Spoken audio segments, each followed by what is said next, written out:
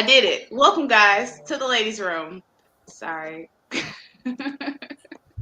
I'll be struggling trying to do this by myself, but you guys will never know it because actually it looks perfect on this side. So welcome, welcome to the ladies' room, guys. It's the faithful few, always looking for hot new voices, I guess. As always, your super supreme saying wife. Don't forget to sign up for the courses. Always the courses, guys. Tonight's show is about money. Show me the money, okay? So we're gonna pass it off to Miss Jobo, to you. Let her do her introduction. Hey everybody, it's your favorite therapeutic church lady, Miss Jobo. How y'all doing? Repping Hillman College. It's Triple OG Darwin Hill representing the tribe, aka the ladies' room, representing for the ladies, holding it down, being a supporting a backbone. I was with you to that last part. What? Supporting their backbone. Our backbone. That's right. Oh, okay. Oh yeah. Handle our lightweight. Go ahead. That's right. That's right. All righty.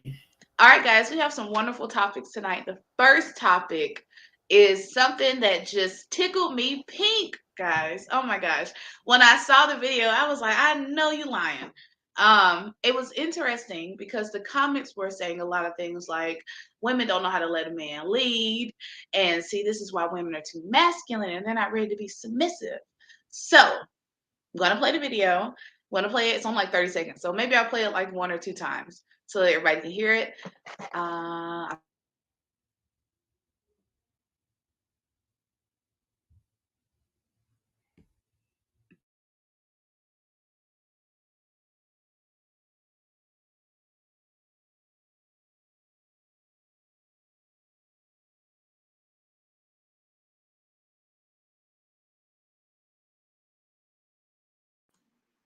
Everybody can see it fine?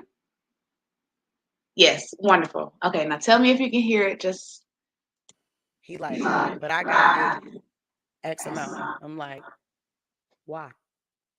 He's just like, just for one, I'm the man, and then two is you're my woman. No, that's not what we're doing. Cause you see, I sell out shows. I put asses in seats. I could if I could see if I was just starting. No, I could see if I wasn't Jess. I'm Jess. Shows that you don't sell out, I sell out.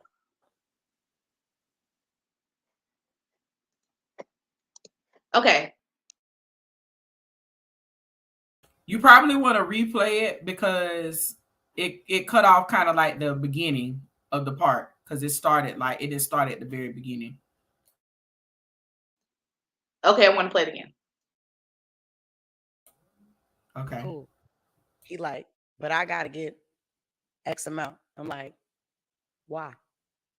He's just like, just for one, I'm the man, and then two is you're my woman. No, that's not what we're doing. Cause you see, I sell out shows. I put asses in seats. I could if I could see if I was just starting out. I could see if I wasn't Jess. I'm Jess. Shows that you don't sell out, I sell out.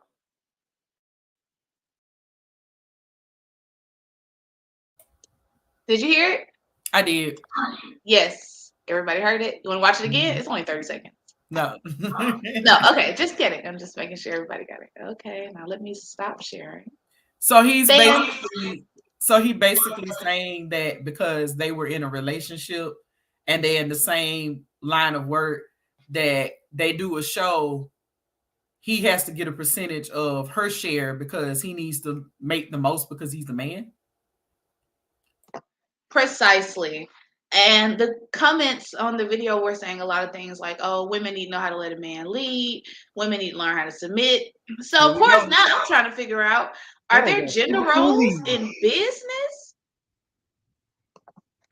That don't have shit to do with leading. Go ahead, Darwin. That sounds like pimping to me right there. Go let her do the work. she's probably the headliner. She probably a little bit bigger than him at this moment, right?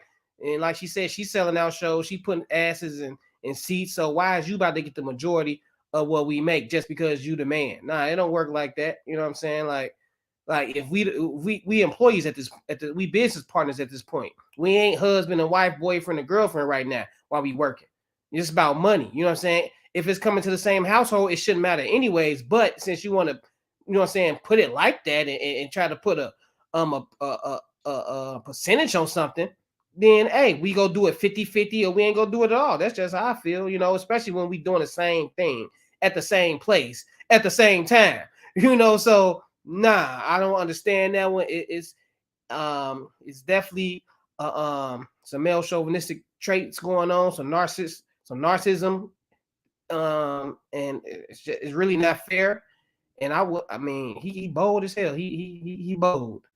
You know, I don't even think she the type of woman that would go for that. She never struck me as a soft-spoken, timid woman that lay down to get, you know, and that happened to her. So for him to even come to her with that, I feel like he was trying to break up to me. I don't know.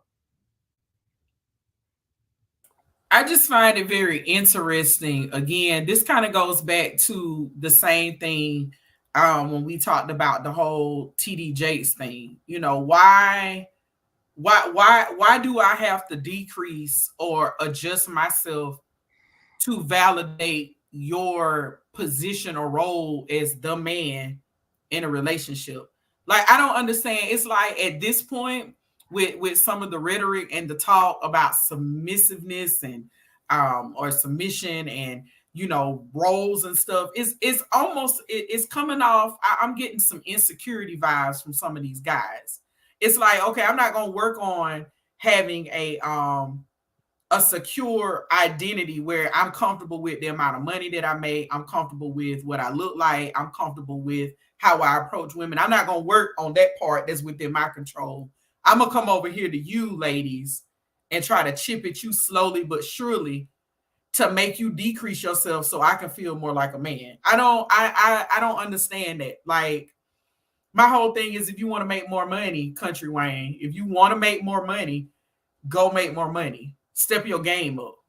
Like, why does your girl have to, you know, you made this amount at the door, so you need to break me off with this? You know, what's the purpose behind that? It's a little pimpish and it's insecure to me. That's what I got from it. It was giving me financially abusive. Sorry, let me word that right. Because he said in another clip that he just prefers women that are okay with being stay-at-home wives and they are okay with staying at the house and all those fun things. However, he is still married, so take that into account. So, you know, it's strange that you would ask this woman to be the woman that you got at home that you cheating on anyway. And you know, I get the thirstiness. I get why he's so thirsty. He got all them kids, and from what I hear, he pays all the bills for his kids' mothers.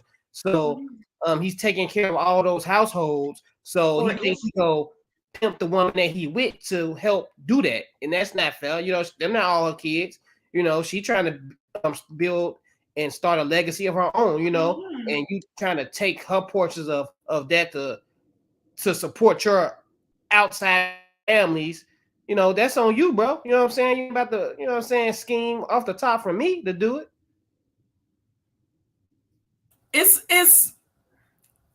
like, here we go again. Also, you know, with guys wanting this particular role of to be the provider, but realistically, you done laid up, you done had all these kids.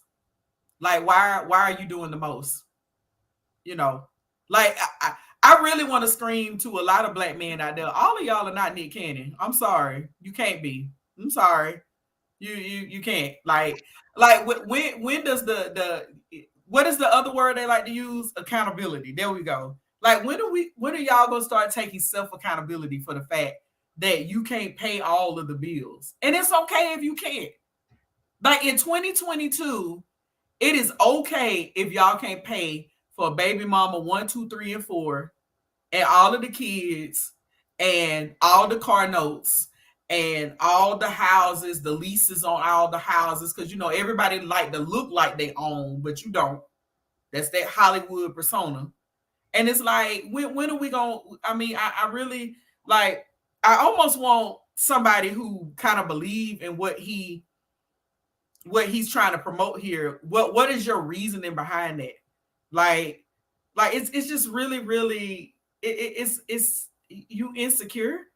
Or are you afraid to ask for help? Are you afraid to say that I've made all these kids and I can't afford to take care of them? Like, if it's that, just say that. And Wayne ain't hurting for money because his Instagram, live streams, his Facebook live streams, he makes money off of that too, right? So it's like, why you got to get a piece of the pie of whoever he got a lot of kids. It ain't But two or three. Like, so I don't know how much Instagram money he getting, but he got a lot of kids. And if he taking care of all of those households, I see the thirstiness. I see why you be thirsty. Like, from what I hear, he's like paying their bills. He just giving them like a portion for child support. Like, he's paying their bills, their rent and stuff like that. He better go get a second job, like, or he better get another agent to get him some more roles somewhere else. Because, think or just be a pimp. You know what I'm saying? Just go be a pimp.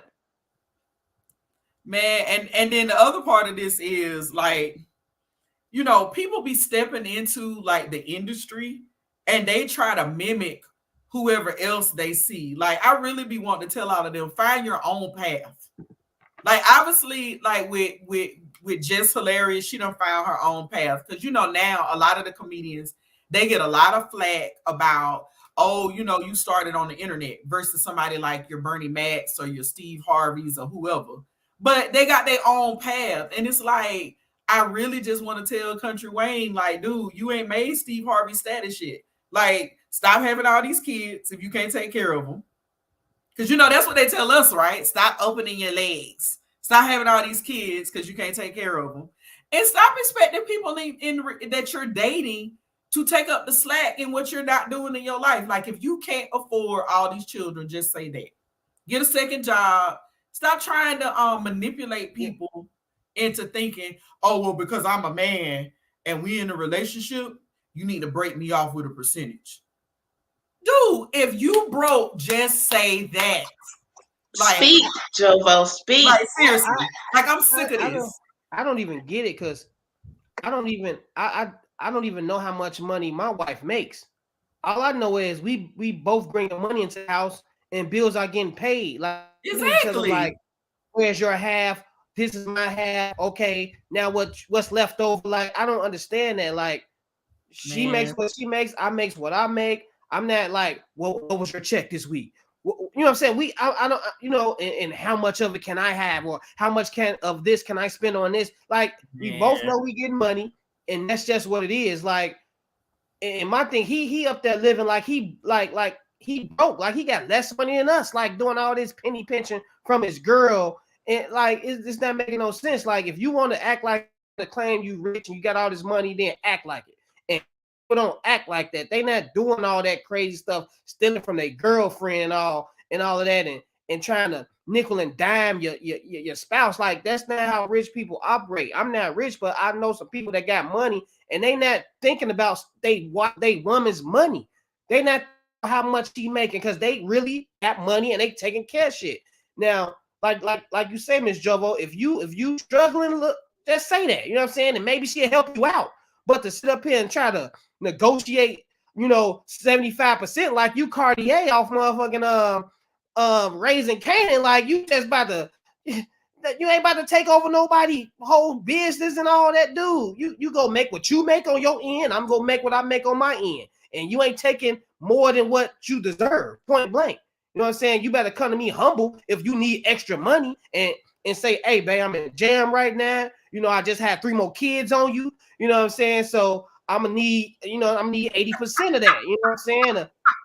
But all of that, like, dude, oh man, that sounds like highway robbery. I want to give a shout out. I want to give a shout out to Candace. She just joined us. I'm gonna replay the video because we got some. I think that's Ashley in the Hey, chat. She said, Ashley. "Was this question inspired by?" So I'm trying to read off my phone something or someone in particular, and it was. So I'm gonna play the video one more time just in case Cannon didn't get a chance to see it real quick because I figured out how to do this whole share your screen stuff. So I'm sharing all day. Look, I gotta say it. I gotta say it in my Cannon voice. We've heard this before, and we will continue to push back. And there will always be pushback. Okay. All right, here we go. But I gotta get. Oh, I'm sorry. X amount. So if you are just tuning in, this is where we're getting our topic subject matter from. Just Hilarious and Country Wayne. So this is her little 30-second snippet. Cool. He like, but I gotta get X amount. I'm like, why? He's just like, just for one, I'm the man, and then two is you're my woman. No, that's not what we're doing.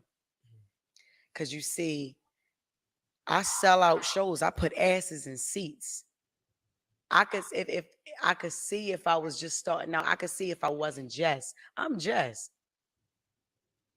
Shows that you don't sell out, I sell out. Okay, so that was our clip. Let me stop sharing. Okay, back to regular. All right, Candace, so what do you have to say? Weigh in on it, please. Yeah, I mean, y'all pretty much said everything. That's ridiculous. It's ridiculous. It's gaslighting and it's manipulation. You're not gonna gaslight me and manipulate me into taking my money. Again, these the same group of men that's out here talking about a woman's degree doesn't matter, what a woman earns doesn't matter. But Until it does. Trying to dip into her pockets and for her profits.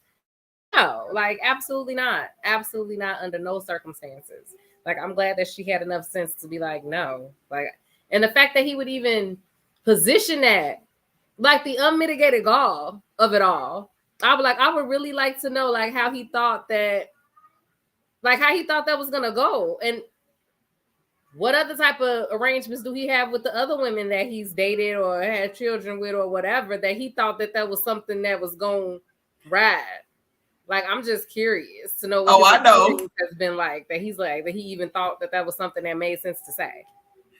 Oh, I know the arrangement. Yeah, I do. It's me up on game. What's the arrangement? Yes. I'm not up. What is it? It's this whole unspoken culture of these men who think that the ones who do quote unquote throw money to their baby mama, or how they call it, I'm supporting all my kids and their moms. Mm-hmm. It's that behavior of, and if I'm sliding you this, if I call you on a Friday night, I'm coming from the club and I slide up at your house. Oh, right. And so it's like I basically pimp culture. Exactly. I would love to see, like, I would love to hear from the other women that he has children with, and I bet you they say nothing but, like, he basically has that game of manipulation, having them believing that, it's okay for us to have poor boundaries between each other because, see, baby, I'm paying bills here. Yeah, that's what he used the money. He uses the money as a form of control. There you go. But again, but how did he think he had the upper hand in that situation that he thought he was gonna manipulate her out of her fair share of her money that she earned? Well, a woman who was working for herself and establishing a career for herself. And see, that's the thing. All of us who do that, it's like they want to see target on our forehead, and then when we call them out on it, you're not being cooperative. Yes, I think it was more. I think it was the whole idea of, like, the masculine and feminine relationship dangling in front of her, because they both said, "Oh, it was a great relationship." I wasn't ready for that kind of dynamic. That's a financial abuse. That's not a dynamic, guys. Let's scale it back. I'm curious too about the dynamics of the relationships too, because I don't know if you want to call it manipulation, because some of these women date these dudes knowing what's going on and like, hey, you don't have to manipulate me to pay all my bills just so you can hit it every blue moon. Come on in. Some women just don't care. Like, you don't have to manipulate all the women into this and put them in this position where they need this dude. Like, maybe that's their game. Maybe that was their end game. You know what I'm saying? Like, I don't know if he's some type of manipulation part is not like Like, okay, like if they went into it eyes wide open, right? Where they like, well, you know, he gonna pay my bills and this is just, excuse me, this is just how the relationship is gonna be. That's still one thing. But the manipulation part is not like he tricked them into doing it. The manipulation part is using money as a form of power and control, because even people who put themselves in that situation don't even really fully Yeah, they don't see the whole picture. Like what they're actually giving up, or how that is what That's leads to cool things if you want to put. That's cool abuse if you want to hold all these women that he's talking to some type of standard. But I'm pretty sure he's not talking to those type of quality of women. He probably got these little gold digging women, and that's what they end game. Like, I got me a country Wayne. He pay my bills. Sometimes he bring me to the shows or whatever the case may be. I don't know the perks that they get or that makes them feel like they special or whatever, you know. But at the same time, I just hate to use that word manipulation like that when stuff is out in the open. You know what I'm saying? When stuff be out in the open and you see a dude for it, like he ain't got like 1 or 2 kids, he just making babies too. Like, and but I don't know if saying, but we're not talking about, but we're not talking about, again, manipulation in the sense that part was trickery, right? The manipulation that comes from him is that the whole way he moves, the whole everything he does. Well, I don't know too much about how he moves, you know, on a regular we basis. see we see how he spoke to her. We see the stuff that he says. We see how he thinks. So what we're saying is that it is that his whole way to relate in relationships is going to be manipulation. There's no cutoff. So see, I'm trying those people, that's not absolving anybody from their own choices, but it's just squarely focusing on how manipulative he is.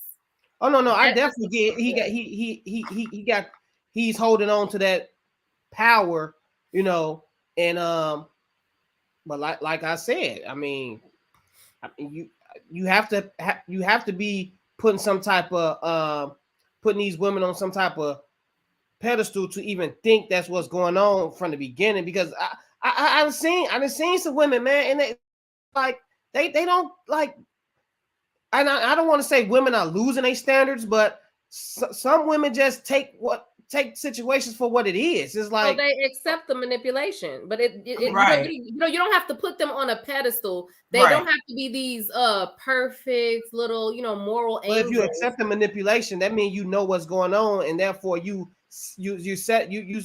choosing to be I don't know how a person can choose to be manipulated. Like, if you've been manipulated, that means you're getting tricked, right? Like, you don't even really know what's going on. So like who wakes up like, I'm gonna choose to get manipulated? Nah, that's maybe not how Jovo can explain it as a clinical therapist. I can actually. Okay. So with manipulation, like, let's just be clear that whether they fall for it or not, it doesn't take away from what he's doing. You see what I'm saying? Like, it doesn't take away from the fact that he's doing that. Mm-hmm. You got a lot of people who don't have a lot of insight and foresight, and they don't see the bigger picture. You see what I'm saying? Like, if you grew up a certain way, and life history factors and experiences got a lot to do with this, because there are some really great people out there that they don't even know their own greatness. They don't know they have abilities. They don't know their strengths. So you take one of these, maybe she was a younger woman, and he's older, and this was that I've seen this a lot too, where that was her first, or this is her first serious relationship, and this is what she knows. I tell people all the time, comfort zones are so real, and so you could be getting manipulated by a person and can really have some type of context that this person is lying to me, they manipulating me. But if that's all you know, but this is the way it's supposed to be. This is how it is. Exactly. This is how relationships are. Exactly. And if you don't have that insight, like, people can tell you all day long, girl, he using you, or she a gold digger. But until they come to believe it to be true for themselves, and they see how everything lines up, they're gonna continue to stay where they are because they're comfortable. They are comfortable. I get all that, but exactly. what I'm saying is, I'm not quite sure. I'm just gonna say these women are falling for the manipulation, because just like y'all said, when men think they manipulate women out of sex and they really not, is because the woman wanted sex anyways and they want to get their rocks off anyways. So my thing is, like, if a woman really wants them couple of stacks that he's giving her, and she wants anyways, like, do that? Is that really manipulation? Is that, because it could be she's manipulating him now? Like, yeah, dude, you think you got me or whatever the case may be. And bring me that money, drop that D off, and you know, I already know you're about to be but 5 minutes. So whatever, like, I like, so they could be using each other. I get that. Yeah, they could be using each other in some cases. I try to compare it to the Floyd Mayweather, right? So is Floyd Mayweather manipulated because all his exes, he didn't got businesses.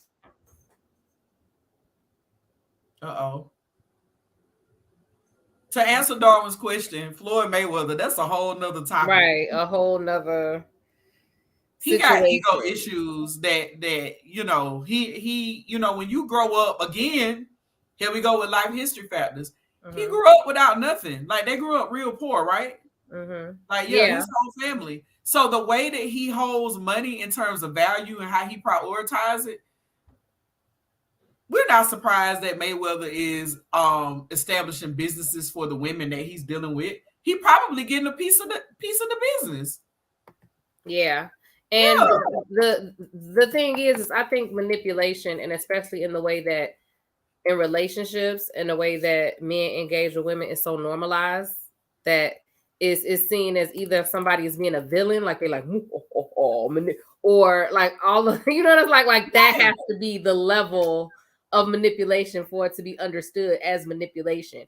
It can't be understood that the way that this person operates is from a place of, okay, I need to have the upper hand in these relationships, and this is how I crafted to have it.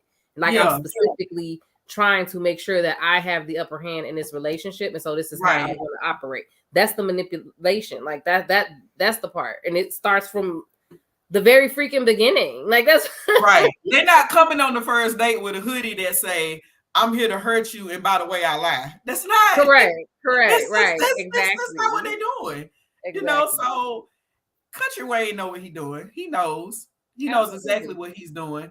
And see, this is when you get into that whole generational thing where, and you see this especially in the African American community, all these guys who got all these multiple women, all these multiple children, and they got fathers and uncles who got the same thing, and they just mimicking what they mimicking behavior that they were taught.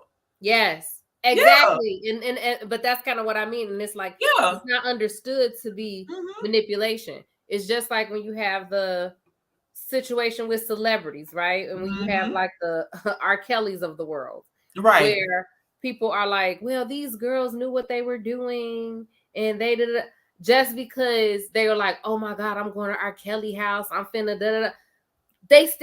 It's still not, you know what I mean? It's like It's not understood the power dynamic there. Right. No matter what they think, it's not going to be equal. You know what I mean? It's not going to be even. Like, it can't be, because there's a power dynamic there. My whole theory on that is it's not a problem until it becomes a problem for you. Just like with my clients, giving another analogy, when I have to treat people who they've gotten in trouble for DUI and they get pulled over for a DUI. And the biggest impact that I have to, in terms of illustrate to my clients, is you drinking, you driving, and you know you've had too much to drink, or even you know that you're buzzed drinking. It ain't a problem for you, because in your mind you rationalize your actions. You know, you justify what you're doing, but then it's not a problem until that one drunk driver hits somebody you love, and then they don't make it out of the accident. You see what I'm saying? Like, that's how we have become as a society. Like, nothing's really a problem until it's a problem for you. Now it's like, we got to build awareness to this, and we got to stop this, you know? And it's sad to say, but that's a lot of people are like that with this R. Kelly situation, with the whole situation behind gender roles. Like, they don't really see that, okay, this is manipulation or this is abuse, because they think, oh, well, because I grew up in an environment like this and this is what I saw, this must be right. Instead of people wanting to challenge how they think about relationships And in this manosphere, this black manosphere, if it does exist, okay, they don't know how to challenge how they're thinking. They don't know how to challenge what they're thinking. They just, oh, I'm gonna nitpick at everything around me. And by the way, I don't have control over anything around me. So I'm gonna find a way to manipulate it and then tell them that they're not being cooperative or submissive. Like it's dysfunctional at best. Exactly. That's why it was so odd to me to see the comments talking about how she doesn't know how to let a man lead and she's just not knowing how to submit, as if pimp culture is just how relationships are supposed to go. And to what you guys were saying earlier, not to say it's shown a lot of success, but you know, if the people you like are womanizers or promiscuous or things like that, then of course, yeah, you're thinking, oh yeah, this is perfect, you know. Triple OG, what is happening here? That is my picture, right? Is that not my picture? That is your picture. It's some What is wacky stuff happening? going on today. It's okay. I know, right? This is weird. It is October. I know, right? Why? Yeah, it just threw me off. Okay, but yeah, to just hilarious. Cannon, you're muted. I don't know why. Man, Tim was going How on. did your picture get on my tablet? I don't know. That's what I was trying to figure out. I was like, why is my picture showing up over there? Yeah. What And shout out to the people people in access to? I'm scared. What's and shout out to the people in the chat. I know why. Put it in the chat because I want to know why too. Lord, I haven't logged into anything over there in a long. Yeah, like shout out to the people in the chat. We have Bill. Hey Ashley, Venom. Hey Venom. Thanks for joining us. And Crazy Chicken was like, why was this stream recommended to me? What is this? This is the greatest place on earth. This is the ladies' room. Welcome. You're introduced into this. Okay. And Big Cap. Hey, Big Cap. What's going on? Nice to see you. Yes, all is well. Hey, Big Cap. Absolutely. Darwin, you got some questions you need to answer. Why is my picture? Uh-oh. Your avatar. He's stealing people's identity. I know. What's he doing? I just chatted it to you. Oh, you just, okay. Wait. Thanks for the heads up. See, I need to be on it, doggone it. Okay, let me mute myself, guys. I don't got nothing to do with y'all shenanigans, so. So we want to encourage everybody to join us. Share this show with everyone. Okay, share it on your Facebook page, your social media. Okay, tell people to come join into the conversation. Okay, tell them to come join into the conversation. And I am curious with some of these guys who like, I'm gonna go back to what Darwin was saying about just paying bills. Like, and Cannon says this a lot as well. People be telling on themselves so much. And it's just like, if you're not in a relationship where people actually care, because my thing is, at my house, when bills come, it's like, it's not about who gonna pay it and the percentage of this and that, and okay, let's everybody cash their paycheck and let's see what percentage is going to Big Daddy and all this other stuff. No, we don't do that. We're adults. Bills come up, we pay the bills. That's what we do. Like, I don't, this whole I got to have control over this and I need to get an X amount of money of what you're making. Like, it's just real suspect to me. I like, swear that is like such a weird, I mean, I'm not saying that it can't work right for some people, because people have different personality types, different ways that they grew up, different agendas, you know, so I'm not gonna say all that they're all wrong or whatever. Right.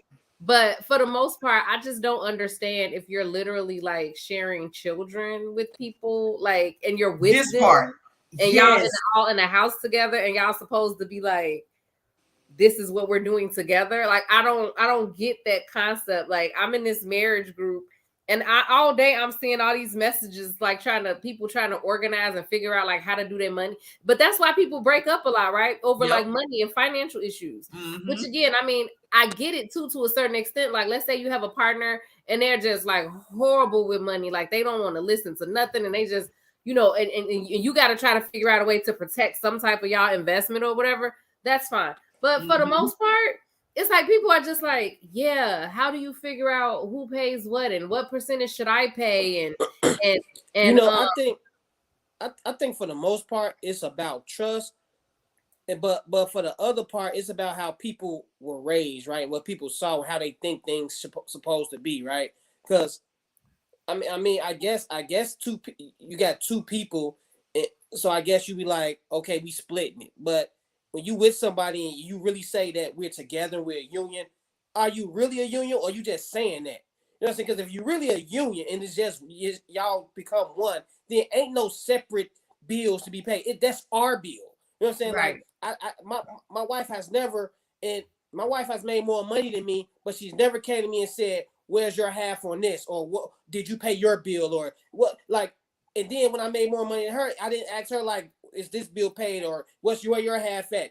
And so I never got that, like, and I know my outgoing is more than her outgoing bills, right? Because I have outside kids that I have to provide for and stuff like that. And not once has it ever been an issue like, you're not making as much as me, so you need to find some way to, send this child support off and this and that, like, because that's your bill. Or, it's no, this is our bill. We're together. You know what I'm saying? And vice versa. Like, if she has some things that's going on, that's our bill. That's us. You know what I'm saying? Like, she don't have to ask me for no money that's in the account or nothing like that. Like, just go ahead and pay it because that's our money. Like, so these couples that's doing that, like she said, I don't think it can't work, but I think you put a lot more stress on the relationship when you do things that way, because guess what?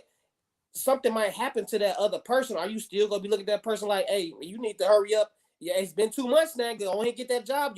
Your side, your part of the bills is piling up. You know what I'm saying? I'm good over here. You know what I'm saying?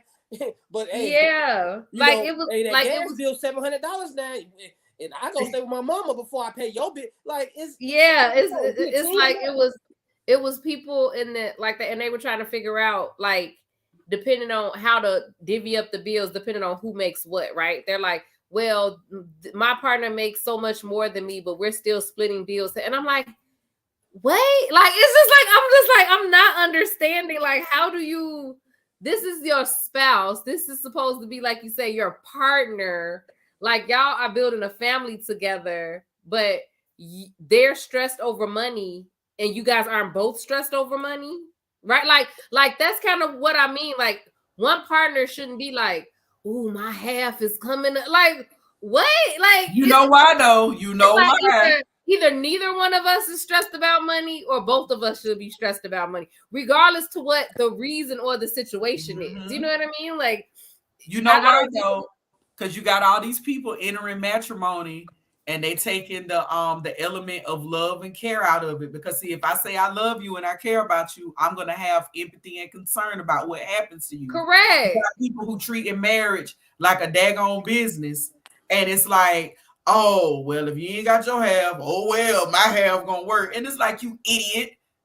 Marriage is one. But that's the whole point. It's like, in the long term, whatever is happening, it's gonna it affects the household, everybody. But right? see, So like, what is happening? Like, even if again, even if the person is like horrible with money or whatever, then it's like both of you all should still be able to come to like, well, let's go figure it out. Let's go get some help, some financial assistance. Let's go, because y'all have to figure that crap out if y'all together. But now because what they're doing is gonna affect the house. Like, you can't try to really separate it. But like, now it doesn't you letting work everybody like know why men are leaving the household when they with these women.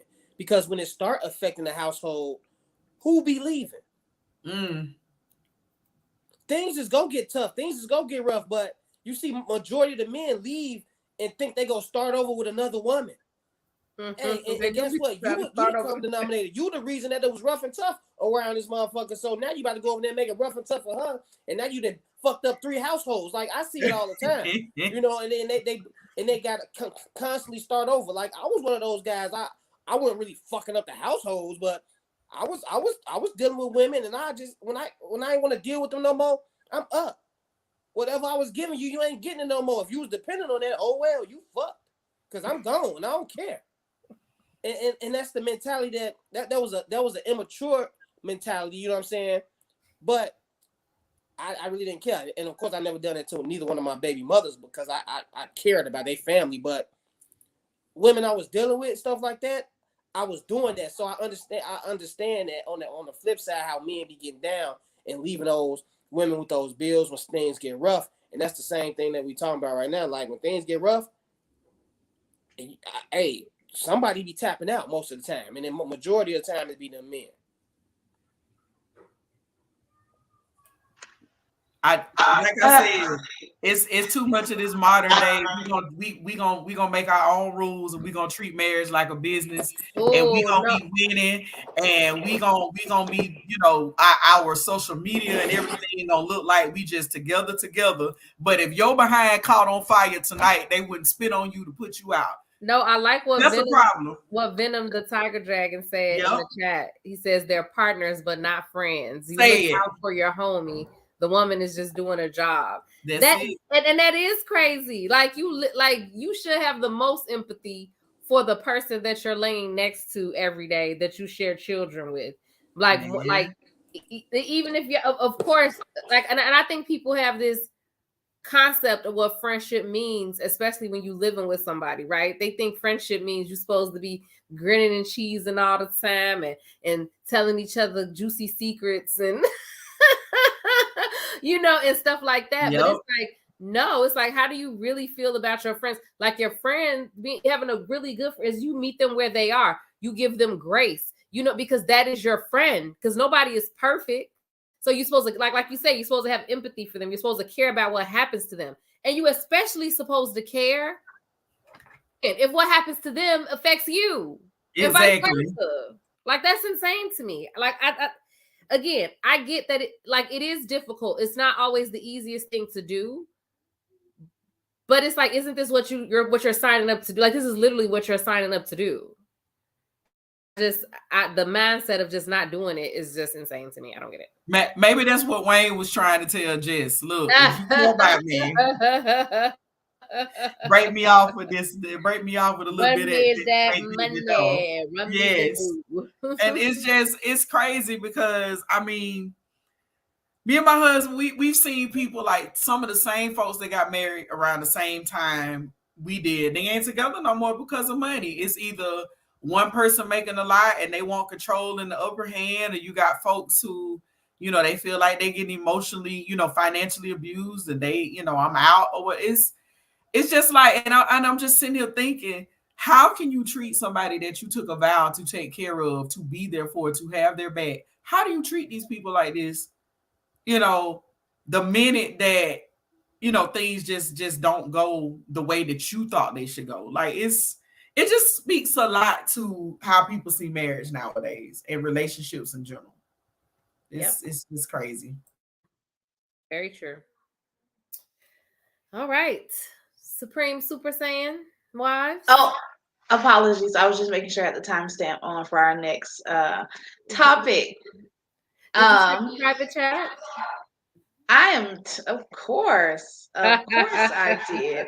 Hey, everybody, what's going on? We're moving on to the next topic, which you're not too late. You're around, so you're not a square. Get it? Around, not a square. Oh, my God. Is that a dad joke? Uh-oh. It's your mom's joke. It's your mom's joke. That was a classic, actually. That killed my momentum, but nevertheless.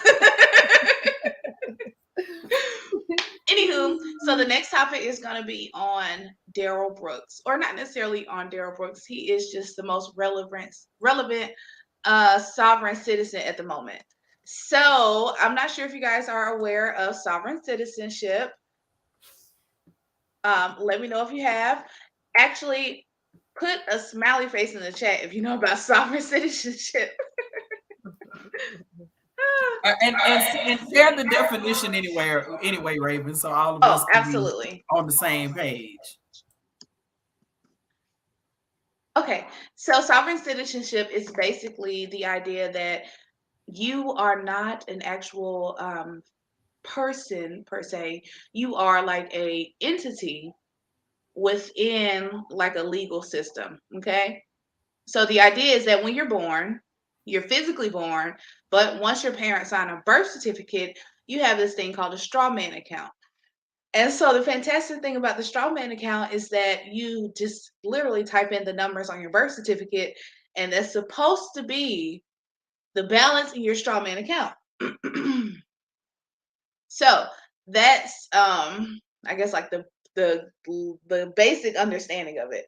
However, once you get into like the legal system, the goal is not to use your actual name, but to, I guess, use your corporate entity or something to that effect. It gets very convoluted once they start going down the rabbit hole. But the video I have is interesting. The topic I put was show me the money because I always hear a lot about sovereign citizenship, and I didn't want to get bogged down or go down the rabbit hole about whether it's real, whether, it's any actual substance to it, because I want to know who has the money. Who has used that Strawman account money? If you have, please, for the life of me, I've been hearing about sovereign citizenship since I was like 18. I've never met anybody who showed me their physical, bank account. It could be, it could be a bank statement. You can cut out all the good parts. I just want to see. I just want to know. Okay. That's it. That's all I want to know. But I'm gonna show the clip. Hold on one second. Let me get it all.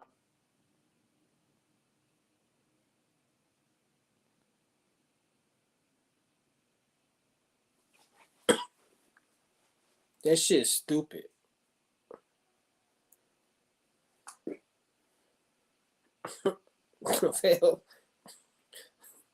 They should lock all of them up who try to play that role. They only do it when they get in trouble, go to court. Try to play that straw man crap. The first time I heard about it was probably maybe about 10 years ago. And I like everybody was saying that stuff. And again, it's like, why do you just randomly? It's kind of like people just pick up on one small thing and they keep repeating it and it sounds good to them. So they just automatically think through. It's kind of like what's going on right now in Chicago, where so many people are convinced that it's about to be a purge in January because they don't understand laws or read them. So they just keep, like, one person says it, what? Everybody else just picks up on it and keeps repeating it like it's true. And they set themselves up for it. Like, just because you really, really want to believe it, it's not going to make it true. Like as in purge, as in like the movie, as right. in we out here wilding out, bang, bang, bang. Yes. Who told them this? Why is this happening? The internet told them that, and so they really believe it, like with all their heart. So it's kind of like the same, and like they be really invested in these lies. But again, it's just because I understand that people are tired of being disenfranchised, and people are tired of having like different types of oppression. So they try to use a lot of these tactics in order to, make them feel better and make their lives easier and have some type of way. But it's like, just because you want it to be true does not, it doesn't make it true. And that is the perfect segue, because that is exactly how he starts to speak. So the judge this is his 50-minute rant. We're not going to play the whole 50 minutes because we need our sanity. But he went on a 50-minute rant. The judge allowed him to just give a statement because he kept cutting people off and just being rude. But this is day 9. This is a part of his statement. And this is a perfect segue, because just because you believe it is true doesn't make it true. I thought this was something we talked about in kindergarten, but you never know. So this is the judge prompting him to go ahead and give his statement. Go ahead and make sure you can't hear my background. Advise the court today. I want to first state again for the record that I do not identify by that name, nor do I consent to being called that name. Your Honor, with all respect, I'm merely asking you, do you have the full judicial power of the state, or is this military power? I'm sorry. I don't understand what you're asking me, sir. I'm asking, what legal purpose are you making that request? I'm asking for the record, is this a common law court or an admiralty court? What what are we in here? And I'm requesting an affidavit that you, Your Honor, have no bias, no conflict of interest, or no interest in the outcome of this case. And the reason why I want to state this clearly for the record, mainly is because of the bias that's been shown. I have not been getting any certified copies of any requests that I've made, which I was told by this court to address inmate communication forms for anything that I may need. I've done that. I've complied with that. Every time I've needed something of the court pertaining to documents, I've done it the way the court has asked me. And I've always stated that I wanted everything to be certified. I have yet to even get that. My court docket sheet.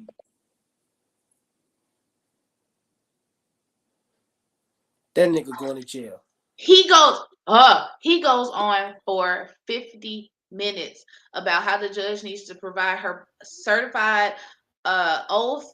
All the jury needs to know that all the lawyers are actually lawyers. Everybody needs to provide their license. All the police officers need to prove that they're actually supposed to be police officers. He wanted somebody to physically say, I am the state of Wisconsin.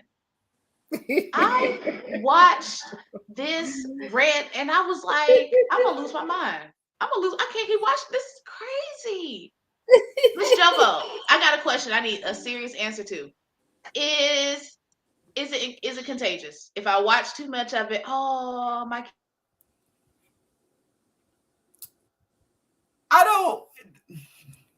I have no words. I'm trying to take it all in. Yeah, I'm trying to take it all in. Like that was pretty insane. That was pretty insane. And he was so serious. And he's definitely going to jail. He demonstrated something that I haven't seen since I was working with. I used to work with people who not only dealt with substance abuse addiction, but people who dealt with some symptoms of borderline personality disorder. They would get fixated. You know what I'm saying? Just fixated on details that really had nothing to do with the behavior that they're being held accountable for. And it's oh my God. I cannot I discourage people from watching that like continuously, like just continuously. Do not subscribe to I am just Man, someone tried to school me on that Strawman crap and all that stuff one day, and I just looked at them like, hey man, you need to stop talking to me. Ain't none of that shit gonna work. Like, who I would be trying to tell that to? Like, dude, I like my name. I like who I am. I'm good. You know what I'm saying? Like, this shit was confusing. It was worse than talking to a Hebrew Israelite. I just like, what is going on, man? Like it was just stupid. It's like I'm gonna talk about everything but what I need to be talking about. Like, it's some kind of cognitive defense mechanism. I can't even. I gotta look up the mental health aspect, the disorders that are associated with this theory. Like, I gotta really do my research. I started looking at some of it today, but honestly, like the first thing I heard when I saw him, I just, first of all, I want to know, was he reading from some type of script? Looked like he was reading from something. Yeah, like you who can't was remember all reading that stuff dumb out shit. for him? Nobody ever remember all that dumb shit. Right. Like I don't know. This is crazy. But I guess what always makes me curious is they continue to be committed to these ideas without any type of verification along the way. So that's what makes me curious. It's like, how long are you going to believe something that you haven't been able to verify? Like, you are so thoroughly convinced. Don't they got like a book? It's like those women that are on Dr. Phil's show that have like these cyber relationships with these guys who are like bots on the internet, and they sending these guys, these older elderly white women sending these guys $20,000, $25,000, $50,000 here, and believing these just irrational and really outlandish stories about how they're living their life and how, and by the way, babe, you need to send me $100,000, and they selling their houses, and it's just like there's a part of your brain, there's something going on with you that is not accepting reality. You know what I'm saying? Like there's a glitch. Yeah. Yeah. No, I think that, well, but even to me, that is a little bit different because in those scenarios, Okay. at least they still have something that, you know what I mean? Like something, even though of course, yeah, like it's not real or whatever, but they getting fed some type of something. These people with this, what I'm saying is, what evidence do they have? Like, you believe all of this stuff, fine. So you start talking about all the steps you need to take. Where is the first step? Where are the steps? Where is the verification of any of this stuff? Like, it's all like, he's trying to go to a mental jail facility instead of prison. I think that's what he's doing too. I think that that's the only positive outcome I can see from this stuff is you going to a mental facility instead of a prison. I think that too. I think that he thinks that if I play the role, if I play it good enough, I'm going to exhaust them and they're just going to commit me to a facility. And this trial, I'm not going to be fully held accountable for what I'm going to do or what I did or what I was arrested for. He need to act like Martin acted on that episode when he was in court. Oh yeah. What was his name? When they were worshiping the rock and all of that. RG whatever. And he starts singing, she'll be coming around the mountain when she comes. Yes. That's what he needs to start doing. Just start barking and doing all types of crazy things because he acting crazy like that, talking with all that little Strawman crap. I mean, Venom in the chat said he could have just said Kanye is Christ. Like, they would have locked him up for sure. I mean, exactly. Like it's disturbing. It's disturbing. I don't know, Darwin. I kind of think that what you're saying is true. That he's really trying to play up this role of, I got some mental instability going on, and I'm gonna wear y'all out with it until y'all say the heck with this. We're not even taking this guy to trial. He is incompetent. But that's the thing. He ain't incompetent. He playing with these people. Just don't believe it, huh, Ms. Jovo? You don't think he really believe that stuff, right? This is I just I said, I've dealt with people who exhibit like symptoms of borderline personality disorder, and that whole fixation on, I know you want to hold me accountable for what I'm doing with this behavior, but let me just talk about this. Let me get fixated on this. So it's oh my God, it's just it's disturbing. Have you ever met anybody like that in real life who does the straw man thing and all of that? The thing about it is, like, my friends that work in law enforcement, they have met people like that, like when they get pulled over. Like, that's their whole, and Raven, you probably know what I'm talking about. When they're a sovereign citizen, the whole speech that they give when they're pulled over by police. It's like absolutely. That's I'm so sorry. I wish my laptop didn't die halfway through my speech. Mm-hmm. What happens when they get pulled over is they'll say, "I'm not driving, I'm traveling." So technically, the Constitution says you can travel, without a license or anything like that. But that's assuming you're going by foot, guys. That's just assuming you're hitchhiking, you're walking. Once you get behind the wheel of a car, you're probably going to be licensed, or be prepared to stay in jail. But they'll say they're traveling, and a lot of lawyers will avoid him. I'm not sure if you guys are familiar with the trial, but he definitely fired his lawyer. He asked the lawyer, was he aware of, I guess his sovereign citizenship set up. The lawyer was, I guess, not going with it, and he was fired. So it's definitely a lot of conviction in the things he believes. Which, like I said, until somebody can show me the money, I'm not believing it. Until somebody can show me this straw man account money, right? I'm not buying it. So let me ask you this, Raven, because I was reading today different sites, different places. Is it not that the whole sovereign citizens movement were they not saying at one point that this was like, you know, racism and it was anti-Semitic and all of that stuff? So isn't there like some type of background behind that? Like it's different types of sovereign, right? Yes, so, that is true. So I'm like with Cannon. It's just like, okay, somebody done heard something good. Cause like with my clients that I've dealt with, people who get pulled over by law enforcement for like, cause you know I'm here in Georgia, and y'all know that possession of marijuana, in parts of Georgia, most of Georgia, is still illegal. You cannot go buy your weed and then drive home, and the police pull you over. They find it. They either gonna, depending upon where you are, they're gonna write you a citation, or you're gonna go to jail for drug possession. It's still very much criminalized in Georgia. It is very much so. That's and that's how I got familiar with that statement, because you know, when you're evaluating people and you're asking them, you know, what happened, you know, what led to your evaluation, they come with this whole statement, and it's like, come again. And they're like, well, Ms. Mosley, I don't identify as a entity that falls under federal government and state guidelines. And I'm just like, but why? You're right here in front of me.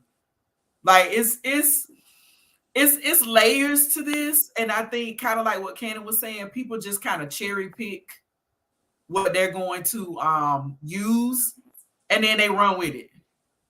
And it's like, dude, you ain't even did full research into what you're actually saying. He was literally reading off Google. And so when he asked her, was this common law or arbitrary law? I think I'm pronouncing it wrong. However, the law he referenced is nautical law. You're not, I understand that you're an entity and that, you know, in foreign waters, you know, it's a sense of lawlessness, I guess, or whatever it is. You know, there's a lapse in laws and jurisdictions. Which is why exactly. Which is, I looked at his not track record. When you type his name in, his arrest record is just, it's all over Google. He's been locked up for statutory rape for like 5 times. Like, it wasn't like it was just this incident that he was just upset. He has been a menace in every sense of the word. So to sit around here and say, oh, I'm actually a sovereign citizen, I want to know what citizenship you claim that makes that kind of stuff okay. How many years? What entity are you claiming, huh? How many years they get him? They ain't sentenced him yet. But beforehand, and that's fair. One of his cases, he went from a 10-year sentence to like 90 days in probation for strangling a woman. So with that shit, I mean, I don't know if he's been doing this the whole time. This is the first time it's been publicized. So if he's been doing this the whole time and getting away with it, Miss Jobo, you muted. He doesn't need to be back on the street no time soon. And you know, working in the criminal justice system and being someone that does evaluations for different reasons, you know, I have to tell people, like, once I start looking at, you know, my clinical judgment, and I'm looking at your rap sheet, you know what I'm saying? I have the power to say, this is what you need. You need rehabilitation, or you need this, that, and the third, or whatever. And we just got to be mindful, y'all, of how people are using these internet theories and all this stuff that they're looking up online. Like, honestly, it's like, it's a danger. It's a threat to our communities. Like, I just, like, seriously, like, there are some people, and if, you know, I would just say in my line of work, there are some folks that once I interview them and I see they rap, they should not be on the street, period. They shouldn't be on the street, you know. And that whole idea of like this, that whole statement that they give police officers when they get arrested. Like, I have a friend from college who is a police officer, and some of the stories he tells me about these people who are claiming that they're sovereign citizens, or they don't fall under the category of the laws and regulations of the land and all of this stuff. It's like they have really just cherry picked. Okay, I'm gonna get this part of sovereign citizenship. I'm gonna get this part, so that you don't hold me accountable for what I'm doing. And it's like, that's not how it works. Like, it's crazy. Yeah, it's usually a bunch of cherry picking, but I see that Big Cap in the comments, he said, how do we feel about Kanye? Because somebody brought up Kanye West. Oh Lord. Does he identify as a sovereign citizen? Is he doing that without he identifies as an alien? Right. Who knows? The Cheeks. thing is, this You owe me a soda. This is my opinion. This is my Okay. opinion of Kanye West. We need to just ignore Kanye West. Like, let's just ignore him. Like, he lives and breathes and feeds off of attention. If he can't not get positive attention, he gonna go for negative attention. He don't care. The best thing you can do for him is ignore him.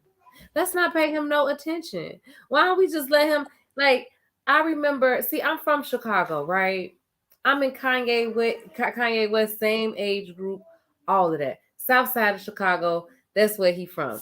It's this guy. I can't remember. I don't know if you remember the name of the guy, but that always was downtown, like standing in front of that Old Navy on State Street with that microphone, and he'd be like, Why would I preaching. remember that nigga name?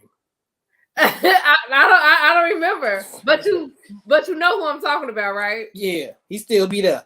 He still be there.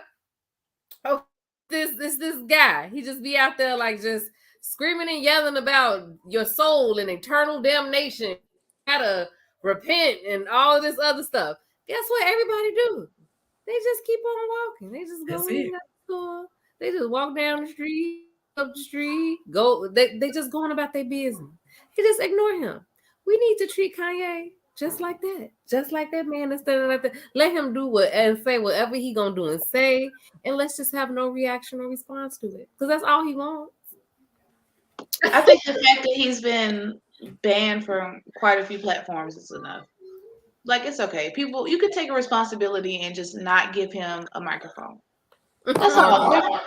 I argued with one guy today about Kanye, and he was, talking about how come, we don't see why it's a problem that these groups can just treat us like that and just shut us down and all this other crazy stuff. And I was like, and we need to support Kanye. And I was just like, I support black people, but I support black people that supports black people. Kanye doesn't support black people. He's made that clear, and then he wants to play the victim and then try to ask for our help when he gets shut out of these groups that he thinks he belongs to, because that's the problem. He thinks he's one of them. He's tried to belong with the group that doesn't really, identify with him. And then once they show him like, dude, you're not part of this group, then that's when he want to play the victim and then try to come to us and try to manipulate us into supporting him. Like, dude, you was just wearing that MAGA hat. You was just supporting Trump. Like, we not going, you know what I'm saying? Go ahead on somewhere with that. Like, who you think we are? We not that dumb, Like, I know a lot of people dumb enough to buy them ugly ass sneakers, but I'm not dumb enough to jeopardize my morale. You know what I'm saying? So go ahead on. I don't gotta. Nah, you only support us. So why I'm gonna support you? Mm. Well, I agree. I think that White Lives Matter t-shirt he had on that fashion show or wherever he was at with Candace Owens, I don't want to hear nothing else about how Kanye is sticking up for the man or all this kind of stuff. Exactly. That's your beef with your people. That's your beef with your people. You know what I'm saying? Like, I didn't get involved with that Elvis crap when he was messing with that little girl, because that's his people. Let y'all deal with your people. We go deal with our people. And you let us know that you ain't our people no more. So go ahead and handle your business. You know what I'm saying? I want to read y'all something. Okay. Go ahead, Maya Angelou. Yes. History of at least one hypomanic, manic, or mixed mood episode has an inflated sense of self-esteem and an exaggerated euphoric belief in capabilities that denies any self-limitations or realistic obstacles, but sees others as standing in the way. More talkative than normal, racing and fleeting thoughts and ideas, engages in impulsive activities that are potentially self-damaging. These are just a few of the behavioral definitions of bipolar disorder. It has been my theory that Kanye has not been stable since he probably had bipolar disorder at a very young age in terms of young adult age. And to me, he has not been completely stable since his mother passed away. And when you have bipolar disorder and you experience grief and loss at the level that he did, and you think about the maybe the type of support he had around him or the lack of support if he didn't have around him at all, This is classic manic mode. And I'm kind of with Darwin. It's like after a while, and I have to tell people this all the time when it comes to folks who are mentally ill. Mentally illness does not give you a green light to not be held accountable for your behavior. Okay. You will exhibit symptoms. You might act out on a lot of your symptoms and behavior. Yes, Venom, he stopped taking his meds, which was a very big mistake. But it doesn't mean that we have to continue to prescribe to your behavior. Like, we don't have to sit around and support you when you choose to do things that you know are deliberately detrimental to your mental health. Yeah, and he knows exactly what he's doing. Like, he knows exactly what he's doing. I saw a meme on Facebook the other day that I thought was completely hilarious, where it was like Kanye West could punt a newborn baby across the freaking football field, and people would be like, "You just don't understand the message behind what right." And it's like everybody trying to act like it's some type of deep, we just because he came out and said he's a genius, it's like they just taking his word for it and just being like, you know what?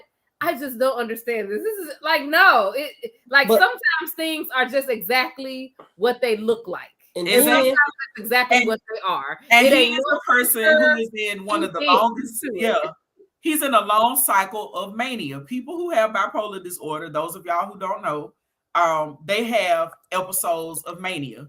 And manic episodes can last anywhere from a day to years, especially if you unmedicated and you jump in and out of these moods and in and out of depression to manic to mania to whatever. And the thing about Kanye is that, just like I just said before, your diagnosis, and this goes for anybody who's been diagnosed with a mental health disorder or an emotional problem, psychiatric or psychological problem, it does not give you a green light to just run amok. It just doesn't. When you choose not to take care of yourself, you cannot put that on the responsibility of the public. You just can't. And I think that Kanye tries to do that on some level. And I think the best thing we need to do is not feed him any more attention than what he's getting. Like, just leave it alone, because he has made an intentional choice not to take care of himself. Yeah, why do I need to be concerned with that? And why did he try to throw Ice Cube under the bus?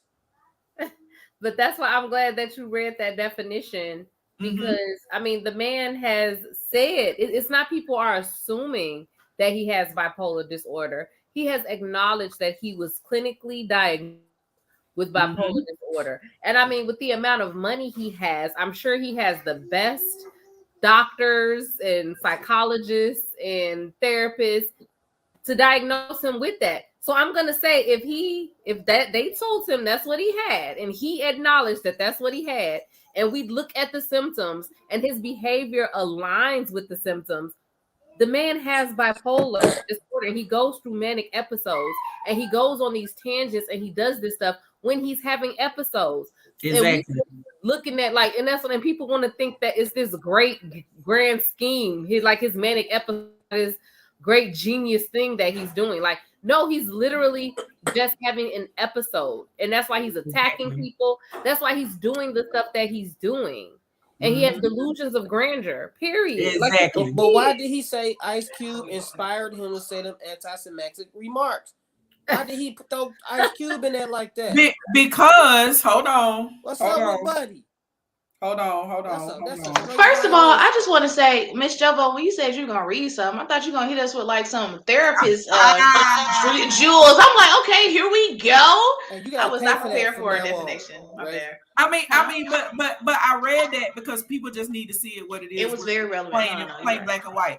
The same thing about Whitney Houston. Like, every time people start talking about Whitney Houston, I still get upset because Whitney Houston was diagnosed with a substance use disorder. Bobby Brown was diagnosed with a substance use disorder. What a substance use disorder means is that you are addicted to drugs and alcohol, period, point blank. There's no other way around it. When Whitney Houston was formally diagnosed by the person that she hired, her team, who was her biggest enablers, and every time they come out with, movies and music release and all this stuff, I just roll my eyes. I'm just like, y'all enabled her to an early grade. They told y'all she had a problem. They told you all that it doesn't matter how many records she done sold, how much money she got. she got an issue, and if she keeps using, she's gonna die. So when she did die, and people weeping all over the place, all these people close to her, it's like, please stop your crying, because most of us who professionally diagnose folks, we tell you what it is when we diagnose your behind. Like, if you don't take your meds, if you don't get support for recovery, if you don't go to meetings or whatever it is that you recommend, you are taking a risk. Whitney Houston took a risk, and as a result, she had the biggest relapse of her life, and she lapsed and she died. That's what happened. And so my thing about it is, you know, people coming along, like people in Black culture or whoever, are saying, oh, you know, we should have paid more attention to Whitney, blah, blah, blah, blah, blah. That evaluator in that documentary said he was given a letter by her staff that your services are no longer needed. Thank you for your professional recommendation, but we got it from here, period. And that's what Kanye West has said to the people that's working with him. I understand y'all are telling me that y'all are professionals, that I'm supposed to be taking meds and I'm supposed to be seeking treatment. But you know what? I got it from here. I'm going to head on out. Let Kanye head on out. Okay? He done made an intentional choice not to follow up what these professionals have been telling him to do. Hey, ain't nobody going to stick up for somebody who, like, you got to care about yourself. That's my whole thing. And his behavior says, I don't care about me. People so busy looking at his he rich, he'll be okay. He made enough money. I used to vibe with his music and what he stood for, you know, but he's been changed so drastically that, you know, it's just opposite of what I believe in. So I mean, right? You know, if that's what he want to believe in, that's the route he want to take. That's cool. I ain't gonna say he wrong or right about it, but it's just not my cup of tea anymore. You know what I'm saying? You know, and I hope he, whatever he do, he happy with. But I ain't gonna buy no more of his music because it don't sound the same. You know, I know he don't care. You know, I don't care neither. But you know, I'm just not about support, buddy. I ain't about to waste no energy or time about it. You know, right? Because you don't see his family coming into the media, his extended family or whomever coming into the media talking about how they care about him, blah blah blah blah blah, because they know how he is.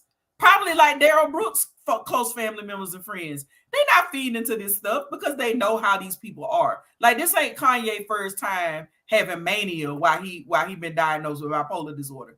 It's so many, and I'm gonna just say this, and Black men, you can yell at me tomorrow about it. It's so many undiagnosed Black males with bipolar disorder till it ain't even funny. And they want to call it something else. They call it what is really mania, like Cannon said. They call it genius, when really it's not genius, it's mania. He you know, it's mania. That's what it is. That's what it is. That's what it is. Like, he is sick, y'all. And my thing is, if you sick and you choosing not to get no help, I'm not finna sit up here and like spend my time all day long trying to convince you that you need help. I'm not gonna do that. I think too many people placing value on money these days. They see he rich, and so they figure, hey, he's rich, so whatever he doing or saying got to be right or got to be the blueprint. So maybe we're the dumb ones. Maybe we need to listen and follow what he's doing. Nah, hell nah. All money ain't good money. You know what I'm saying? I found another way to make $1 million because I ain't going that way. You know what I'm saying? So it's so many people in Hollywood that were seen as geniuses that have these problems. Look at Howard Hughes, one of the biggest filmmakers in the industry. Dude had the most extreme level of OCD that you can imagine, to the point where he couldn't even function on a day-to-day basis. Really, he couldn't. I can't remember what movie that was. I think Leonardo DiCaprio was the lead in that movie, who discussed they really dug in deep into his mental health you know, symptoms and stuff. And ask me if you can. Because he was the biggest movie maker, everybody just like, oh, he's a genius. And it's like, but meanwhile, dude won't even leave his house months at a time. Something's wrong with that. Okay. Like, seriously, something is going on with that. Like, there's a problem with that, you know. I think that's the double-edged sword of capitalism. You know, capitalism teaches you, oh, if you go out there and you work really hard, you can get where you want to get, you make a lot of money. So we then associate people who have a lot of money, hard workers, obviously they have integrity, they're, you know, perseverant, all those kind of things, when that could be furthest from the truth. Right. Kanye, not to say he's not talented. I can't make a beat like Kanye. I can't make a song like Kanye. I know Darwin said them shoes ugly, but I like them Yeezys. Those are kind of fly. It makes me think like I'm in a space galaxy theme or something. But you know, I couldn't do that, so I'm gonna give you your kudos and say you're definitely a genius. A genius that probably needs to still take his medication. Exactly. You know. So that's why as much as I, love what was that song he did? Not song. Oh yeah, that song All Falls Down. As much as I love All Falls Down, I can't keep giving Kanye, too much attention. It's getting old, guys. It is. Nobody likes a one trick pony. I'm just saying. And people want to cry about how much money he got right now. Michael Jackson had a lot of money. Okay. Had a lot of money. We can go down the line. Whitney Houston had one of the biggest voices that we've ever heard, period. Point blank. We can go down the line. We can keep going. We can go through this all day, all night long. That money don't mean nothing. And just like with Daryl Brooks, now he cashing out on attention because they're also the hoarding of attention. You know what I'm saying? And it's like the same way Darwin is saying about how people prioritize money. The social media got a lot of people prioritizing attention. Cyber addiction is real, y'all. It's a real thing. It's not made up. It's not pop culture. It's a real thing. So, yep. Pow. Yep. So, he's sick. So, I do wonder though, because me and my husband were talking about this on the way home from work one day. If Kanye was for real canceled and nobody listened to him, what do y'all think would happen? Do you think he would take his medication? Do y'all think he would just be like, you know what? I'll be a hermit old man. That is going to get us banned. That, you know what? But because, with this addiction, like it made me think about the whole codependent episode. Well, I mean, when you're dealing with somebody who exhibits certain symptoms like he does, I mean, self-deletion, self-harm, all these other things come into play. And that's why, I educate young folks on like how much of this culture and social media are you digesting? How many hours are you listening to these people like with that Daryl Brooks rant and all of that? Mm-hmm. How much time are you spending on YouTube? How much time are you spending every day listening to this stuff? You know what I'm saying? Because it does start to affect people mentally. I think that, God forbid something like that should happen to Kanye. I really, really hope it doesn't. I hope that at some point he gets the help that he needs. But, like I keep saying, you can't help people who don't want to help themselves. I mean, you just think about all the geniuses exactly. All the geniuses that we had musically and what happened. It was a tragic death. And I mean, I'm not, like you said, we hope it don't happen to him, but that's the what's been happening. Like you said, Whitney Houston, you know what I'm saying? Elvis, Michael Jackson, so when you don't deal with your trauma effectively, you put yourself at risk of doing things that you think are productive to deal with your trauma when really they're counterproductive. You got people like Elvis never got over the death of his mom, who was an alcoholic.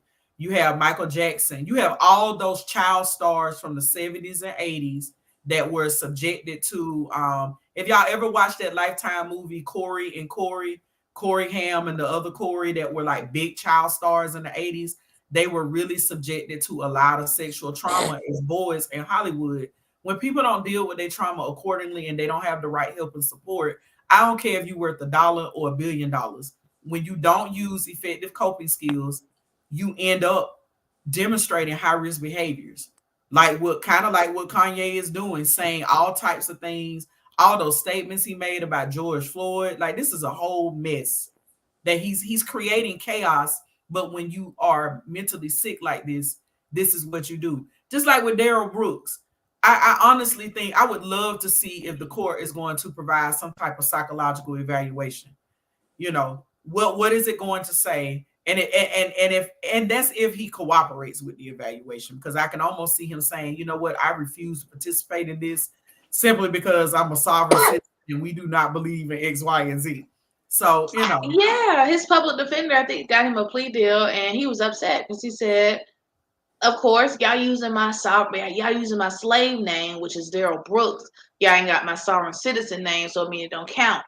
It still Right. counts, guys. It still counts. It still counts. Like that whole sense of not living in reality. Like it's just really, really it's very unfortunate. It's a lot of people out there who are not mentally well. I'm gonna just leave it at that. Yep. I decided I'm gonna make the red my ringtone.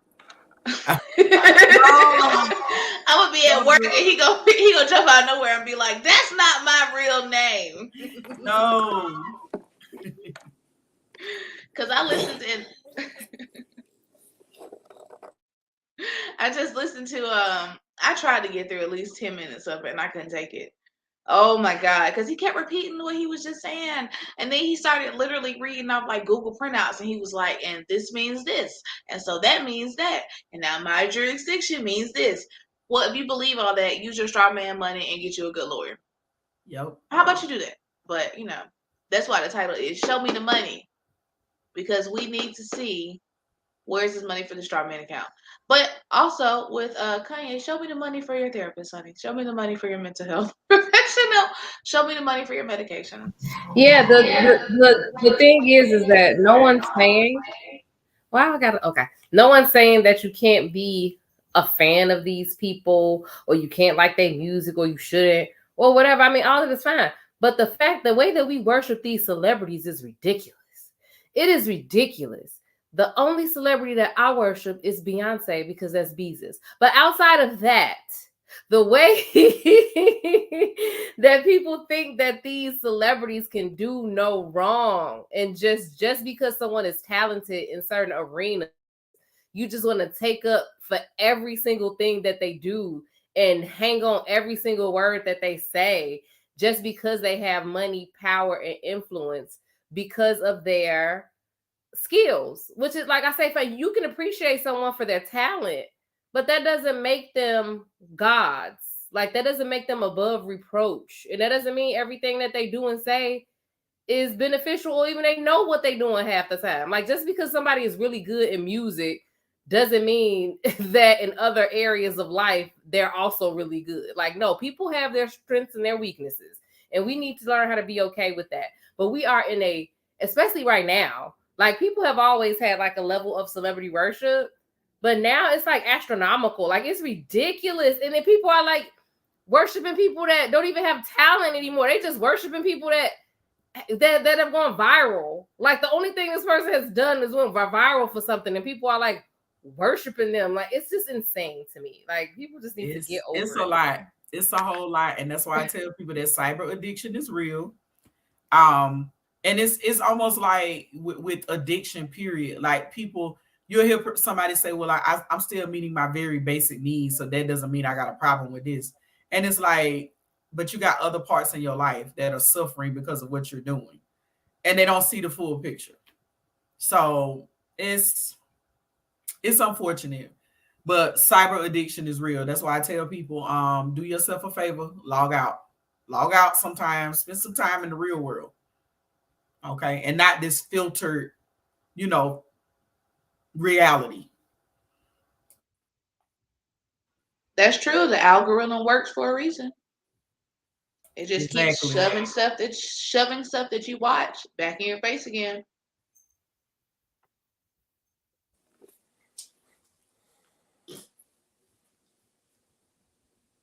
Next topic. And shout out to everybody in the chat. Make sure you share this conversation with somebody that you know. Okay. And make sure you hit the like button on our channel. Don't come over here and watch and then don't hit our like button. Okay. We need you to like, share, and subscribe. Please. Yeah, I'm gonna check my family about that too. I agree. If you're gonna watch, hit the like button. It's not hard, guys. All you do is tap it and watch. Exactly. The last topic is Tom Brady and Giselle. Now, this was a requested topic. So, what Maybe you can bring me up the game on Tom Brady. I thought he was done. I thought he was sitting out somewhere, and then I saw him on the field, and I was like, "What's happening here?" So apparently, and there's an echo. Somebody. Oh, let me mute my mic. Oh. Okay, so apparently, and help me out here, Darwin. Giselle, his wife and former model, or I think she still models a little bit or whatever. And Tom Brady, they've been married, I think like 13 years or something like that. They've been married for a while. And they made an agreement that Tom would retire at a certain age. And I think that magic number was like this year. He would retire, he would be done, he would dedicate more time with spending with his wife and his family. Well, Tom basically reneged on his agreement and entered back into the league, and it is causing problems in his marriage. Okay. Yes, Big Cap, we are talking about your quarterback. Okay. The people's quarterback, as they call him. Okay. And he reneged on the agreement that he made with his wife and his children. And Miss Jovo, my opinion on this is I think that Mr. Brady is being selfish. I think that he's not looking at the bigger picture. And I think that when you make a vow to someone and you talk about and you all make an agreement, you can't just go back and renege on the agreement. Like that is and expect that person to not have some type of discord or expect that person not to be upset. That's my man's. That is my opinion. So I'm curious for the fellas in the chat. Have your homeboys join the conversation. Wives, y'all get in the chat. I want to know, when is it ever okay to renege on an agreement that you make with your spouse? When you make $30 million, that's when it's okay. Oh, okay. This coming from the guy that said we value. Okay, I'm curious. I'm gonna let you go, Darwin. What do you think about Tom Brady? Why do you think that this is acceptable? We talking about 7-time Super Bowl winning Tom Brady, right? All right. We talking about the hardest, what everybody said, the hardest working person in the NFL, the most dedicated quarterback ever, the most selfless quarterback, the most humbling quarterback, So, and it's two sides, and you know what? I feel sorry for Giselle, but hey, she has to bite that bullet because it's probably nobody who knows Tom Brady better than her and knows what he knows the sacrifice that he has done for football, right? And how competitive he is. And when you have a man like that, just a person, we have a person like that who is doing things that nobody has ever done in the world, it's kind of hard to shut that down. Like, I'm about to do something that nobody has ever done. And I'd be damned if my wife is going to tell me to sit down and not do that. Like, some things you're supposed to understand and let go. Like, if my wife is about to do something that's never ever heard of, and she has to break a promise to do that, go ahead and do it, baby. Because guess what? You about to go down in history. This is a game changer for. We talking about the whole world. How many people has played football? How long has football been going on? And I'm about to be the person that does all these things. Now, granted, he won his 7th Super Bowl. That's the most the most Super Bowls anybody has, right? A quarterback has ever won. So he could have retired after that. But at the same time, why the hell would I retire when I'm on top? When I'm still capable of winning? When I'm still capable of playing this game at a high level? So I do get it. Now, on the flip side, I do think Tom Brady is not prioritizing right, because if you're going to break that promise, I think it's some things that you have to do to make sure that at least, your wife sees you trying. And I don't know if he's doing that. I think he is, because the first time ever he has missed a practice before the game to go to a wedding. So and he set out mini camp. You know what I'm saying? He didn't go to mini camp, so that means he was trying to spend some time with the family and stuff like that. This is the first time he's ever done that. He put something else before football. So I think he was trying, and I think she just was like, I'm not even trying to meet you halfway. You're supposed to stop. And that's why I say she's bogus. This man has, he's doing some I mean, some remarkable shit. You know what I'm saying? And it's just sad I mean, that football, don't get me wrong, football is cool, but I didn't marry your Super Bowls. I didn't marry, your yards, your passing yards. I understand what you're saying. You achieved a lot on the field. But like on my end, like Ms. Joko was saying, it's giving selfish because you're gonna give all your good years to this game, and I gotta get you after 5 concussions and broken RCLs, ACLs. Go around. Okay. But maybe Giselle wants to actually be able to spend time with her husband before he get old and decrepit. And Is that too much to ask? So and I think this conversation would be different if it was Giselle who had the leading career and Tom wanted her to retire. Then if she chose not to, then it's she's being, she's not being cooperative and blah blah blah blah blah. So what I'm saying to y'all is this. And it goes back to my original question, whether you Tom Brady or Tom Jones or Tom that live around the corner. When is it ever okay to renege on an agreement that you have made with your spouse? I just told you. Curious. I'm just curious as to, I would like to know why he made the agreement in the first place. Like, that's kind of interesting in knowing, like, okay, see, y'all women don't understand sports, obviously. Y'all don't understand being competitive. Y'all don't understand. I'm not understanding. But at what price? No. I'm not saying he right, wrong, whatever, for continuing to be competitive or whatever. What I'm wondering is why he would make such a why he would even agree to something like that in the first place, knowing he is competitive like he is. I'm just curious as to what the same reason you wake up in the morning and say, hey, we go out to dinner tonight, and then after work you don't want to go because your feelings to change. That's why he thought at the beginning of that year, okay, this is my last year, I'm gonna hang it up. And guess what? It's a long year. Things change. My feelings change. Good things has happened. Hey, more money. A lot of, like, that's why. It's not just so, like, he has a right to change his mind, and I think he changed his mind for a good reason, other than the fact that, yeah, I did promise my wife I should be spending more time. But guess what? But I think I feel like okay. No. What I'm saying, no. Listen, what I'm saying is, I will be curious to know, and to, of course, we're not in their lives and in their we know some details, but we don't know all. What I'm saying is, especially considering the fact that she wants to divorce him, what it seems like to me, considering that she would take that in an extreme stance.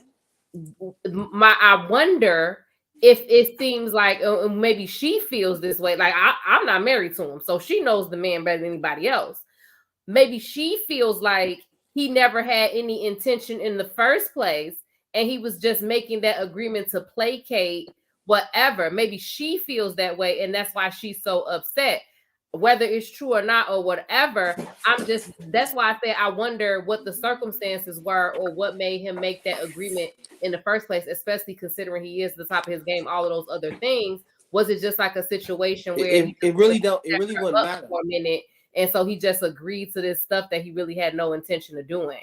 And maybe that's why it really don't matter. I equate this to them women who marry police officers and cops and detectives, and then knowing that they gonna have long hours and knowing that they're gonna be putting their life in jeopardy, then they want to break up, divorce them 6 years later when they ain't spending enough time with their family. Like, you knew what was going on. That's not what I'm saying. What I'm saying is that it sounds like she was in denial.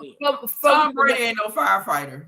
From what it seems like, though, thank you, Joe Bo. He's literally playing what I'm saying is he's making 100 times more than a firefighter. But it seems that the issue is him more so going back on his word than him, because he haven't been with the family this whole time.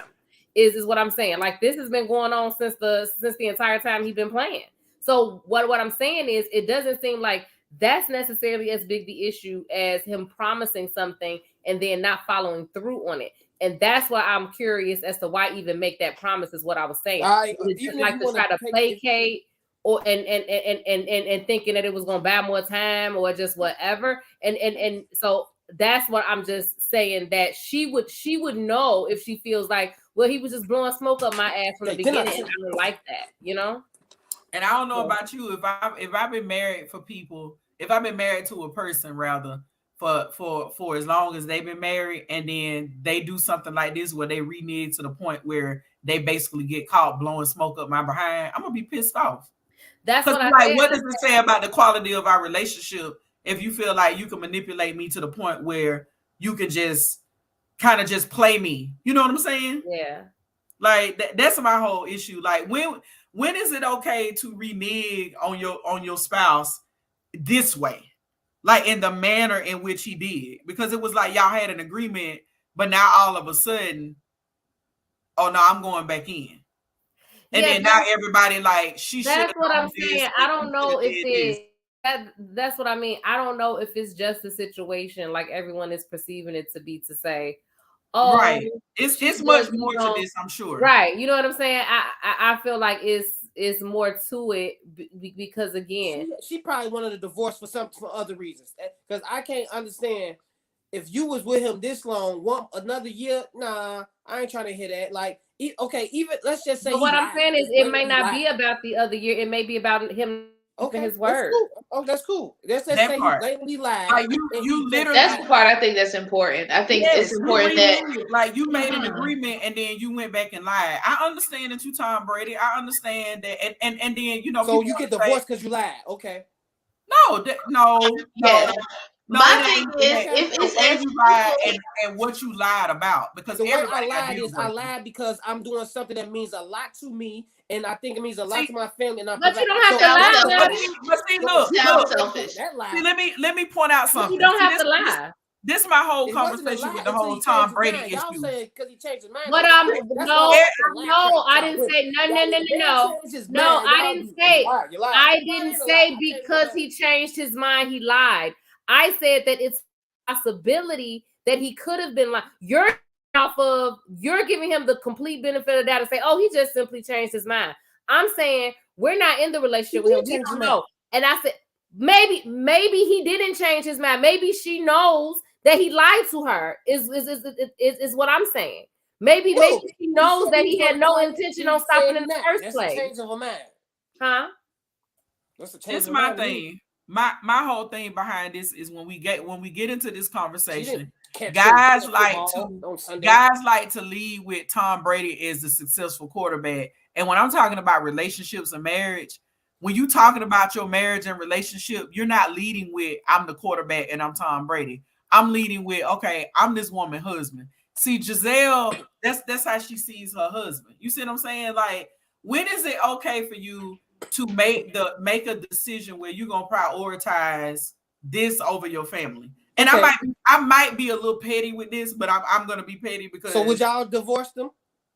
Would I have divorced him? No, I'm not. No. It ain't even a matter of divorce. It's a matter of it's friction in their relationship because he reneged on an agreement that friction all the time with different things. No, but this is a big thing. Because everybody knows when you're a professional athlete, when you ask when you look at LeBron James, rest in peace, Kobe Bryant, and some of these other people that's been at the top of their game, people want to argue that, okay, off season, she got off season with him, or she can bargain with this. And it's just like, okay, everybody knows that if you're at the top of your game, your most important season is your off season. Tom Brady don't strike me as a guy who laying up with his wife and kids, having super amounts of fun at a big length of time during off season. No, not Tom Brady. Okay.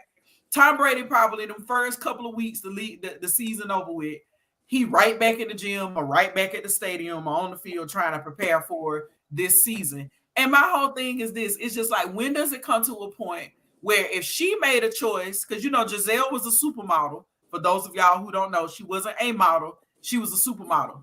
She sacrificed her career to become this man's wife and to really kids. She did. We gonna do that. No, but what I'm not saying tit for tat. Hold on. Why didn't she? Didn't she have like 8 of his babies?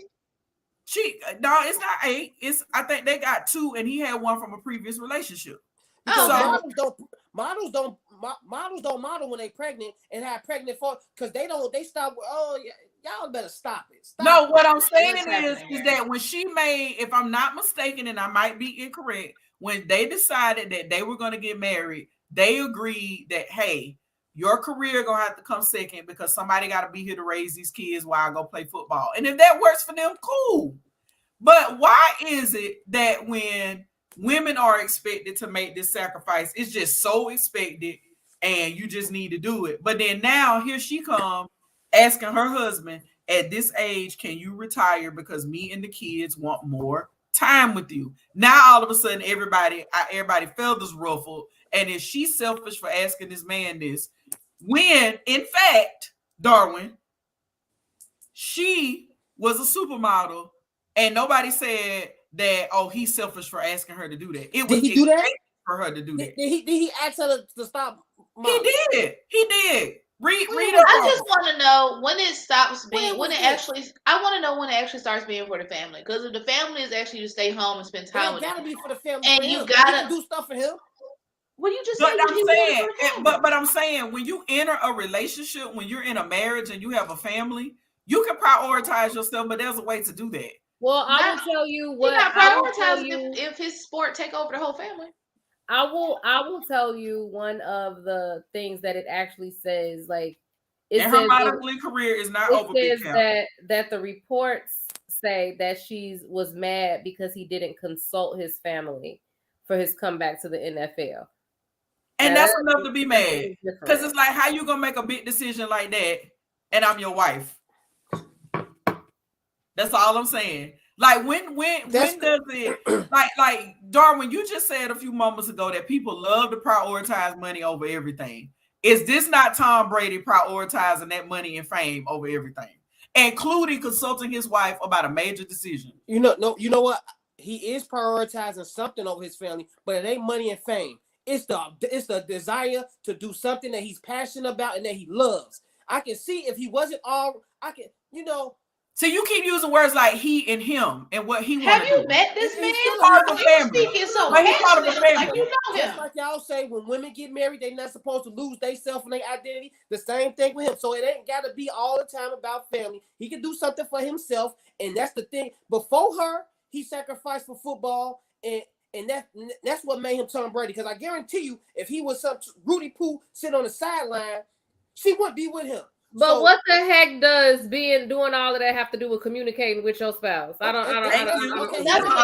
Guess what? Sometimes you have to make decisions, split-second decisions. And he had to make a split-second decision. Thank you, Candace. It was a flip of the coin. Oh no! Let's call it what it is. Here yet again, we have another married man making impulsive decisions without consulting his wife. Because see, that's what I be telling people. He's wrong. But if you selfish, don't get married because you can't just go. But that's what I mean.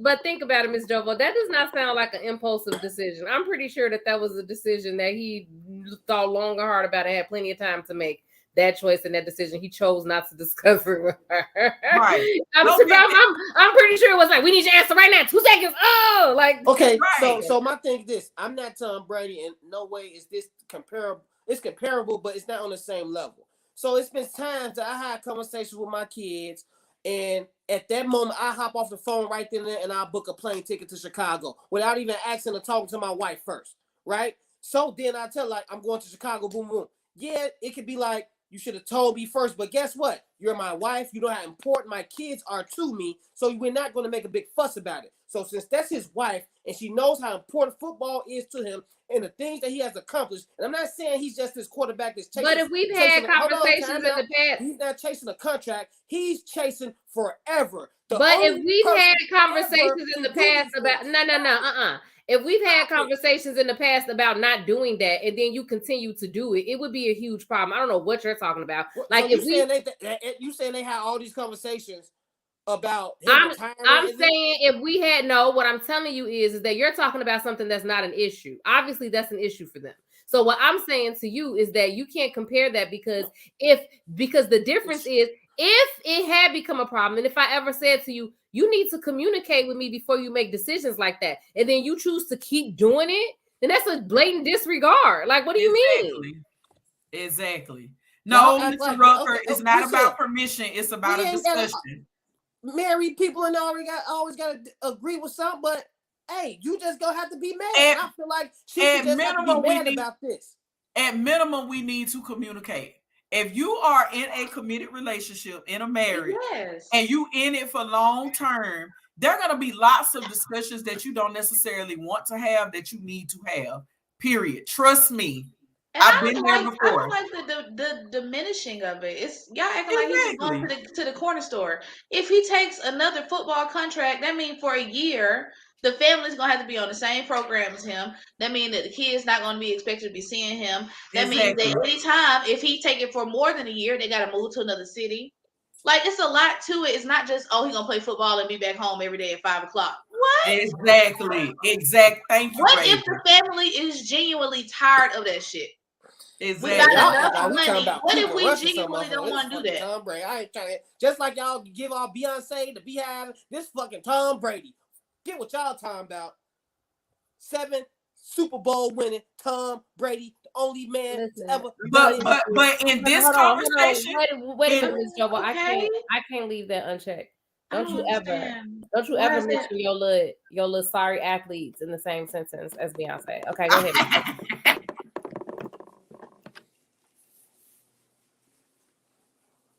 He ain't single. So, if Jay-Z asked Beyonce to retire, you would be like, you know what? Beyonce need to go ahead and, you know what, stay with doing what she's doing. No, I wouldn't say that. I'd be like, why? What does she need to retire for? She's still killing the game. That's not the point. Look at all the guys in the chat. They all on Darwin's side. And yes, Miss Creative, single man don't need to explain nothing to anyone. You are absolutely correct. The problem is Tom Brady ain't single. No, he's not. He's married. I love, but the thing is, let me y'all proving me in point right now. No, super saying fathers and no, it's okay. You have to be a father. I'm sorry. Super saying Supreme Wife and Miss Jovo to you. This is the thing. All we need to do and all we need to remember when we're listening to these men is we just need to understand from them the things that are okay. And we just need to move accordingly. So when we do the things, it's fine. So that's it. That's it. Let them justify not communicating and doing whatever and not consulting with your partner, and it's gonna be okay. Like, it should be okay on both ends. Like, let's just let him have it. Like, it's fine. Big Cap need to mic up. He need to just come on here because he talking a lot of junk. Talking about so what the GOAT needs to explain nothing to nobody. He the GOAT on the field right now. Right now in this marriage, I don't think he the GOAT. I think he just somebody who losing. He losing. Exactly. Marriage. And we just keep diminishing it like he's not having toes on. Like nobody's trying to take away his success. Like Tom Brady is a whole married man, which means he can't be out here moving like he's single. And ladies, let me tell you something. No, yes, he can. They just told us that they can do that, right? So they got money. Right. Like, so what that means is that operating that way in a relationship is quite all right. So that's just to their words and take heed and just understand that this is what we do. Let me go on record by saying if I was in Tom Brady's shoes or if I was giving Tom Brady advice, I would say something like this. All right, Tom, if you go do this, your schedule can't be the same as it was these other past 20 years because you just reneged on a promise. So now let's try to make it at least a little bit better. Let her know that, at the same time, she should already know how passionate he is about this and what it means to him, right? She should already know that. So now since you reneged, you have fought for that. So now let's do this. How about, babe, won't you come to all my away games? And how about I take the boys with me to some practices and let them learn some things up in the office and with the equipment manager and stuff like that. Let them come to practice with me a couple of days out the week and stuff like that. So I can spend some more time. They don't want to do that no more, Darwin. They've been doing that for 13 years. They said they tired of that shit. They said they done seen the water boy. They done had lunch with the coach. They tired of it. They've been doing what? They've been Tom Brady family for the last 13 years. I assure you, these kids. Follow the leader of your family, even if you don't like it. He ain't doing nothing. Who's the leader of the family? Wait a minute. Okay. He's a great leader. He's a great leader. But that's what we doing. The great leaders.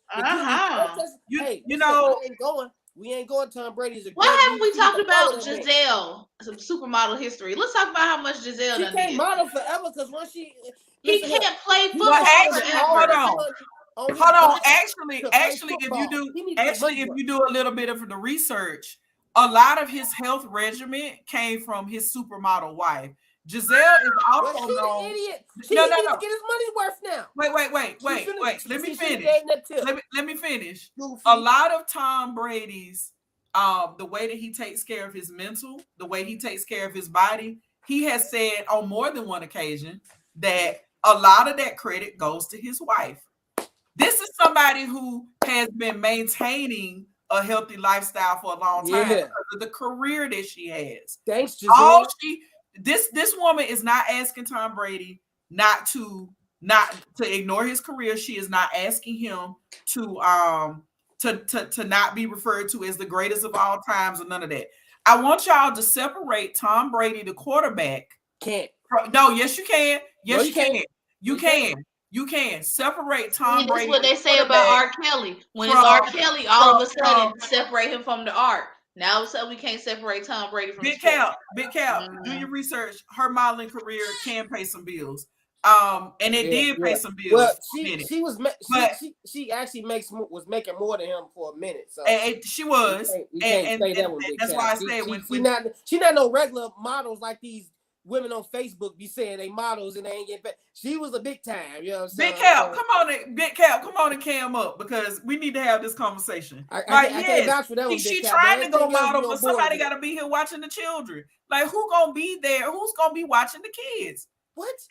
And what men need to stop, what y'all really need to get in y'all heads is in 2022, ain't nobody finna be sitting around for 20 and 30 years at a time while y'all go out and do what y'all want to do, and then we got to stay home and do what y'all said we got to do.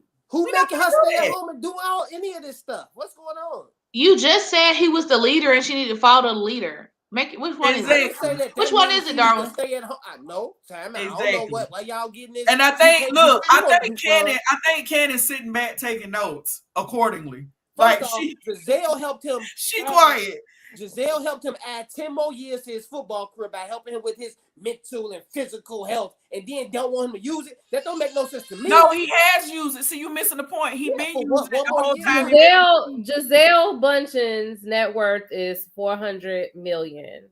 Tom Brady's net worth is $250 million. Damn. There we go. So it looked like he need to listen to his provider and sit his ass down so she can afford to take his provider. It says in his first 20 years in the NFL between 2000 and 2020, Tom Brady earned $330 million between salary and endorsements. In the same time period, Giselle earned over $500 million. So sounds like she might be the leader. We're not talking. Sounds like she's the leader in this. Oh, now we ain't talking about money. Sounds like she's the leader. A few minutes ago in the chat, it was he got to make money to take care of the family. Well, he got to pay the bills. Modeling don't pay no bills, is what they say. I was saying he loves to play football. That man has a passion for the game. He needs to listen and she has a passion for modeling, and she has a passion for prioritizing her family. Why does she need not? She just got no. Why does she need to extinguish her passion so he can go live out his? Period. Thank you, Jovo. Why he? And I'm gonna answer that question. I'm gonna answer that question. It goes back to the core values and beliefs that men hold about women. That I get to do what I want to do, and you need to do what we need to do for the family. And I'm making twice as much as he makes out there. Well, not even that. It's just that I'm pretty sure that when you get married and y'all on the same team and it's team this and everybody gonna make sure everybody's straight, but now all of a sudden your passion it means so much more than the union that we built and the covenant that we made with each other. It just baffles me. Like we committed, we team Brady until we ain't team Brady. Now it's Tom Brady because I want to do what I want to do. And it's just like that. She makes more than him, so he need to sit home and take care of the kids. She make $400 million a year. He makes $200. They both can both sit down and take. Drop the Well, link. she asking him to sit down. We want him to sit down now. Drop the link in the chat. They both Big Cap can, said he might pull go up. to work. They I'm trying to let the bro, men. What's y'all talking about? No, what I'm saying to you is he basically has chosen his career over his wife and his children. That's what he's done. Yeah, that's how y'all. If that's how y'all want to pay. No, it ain't no y'all. This is what he did. Not him. No, I'm just saying this is what he did. We can't. Hey, these are facts. These are facts. I know that you did not just do that. That's y'all problem. Y'all think y'all can just show up any kind of way in a relationship and somebody got to sit there and stay with you. Like, I don't even understand what you just said that for. Thank you, Cannon. Like, she just supposed to put up with it. It doesn't matter who files. At work. She make more than him. He needs to stop going to work. That's what she's saying. Stop going to work. Stay at home. He don't make enough. Stay at home. You don't make enough. You don't make enough. He ain't out at the women. So work. See, okay, and see that's the other thing I'm tired of. Like when you being held accountable for one behavior, but then you got to tell me all the other stuff that you're doing right. Like nobody is talking about the other stuff. Like we're talking about this. You made an agreement about our relationship. That's over with. Without me, I fucked up. The agreement was over with. See, I'm working now.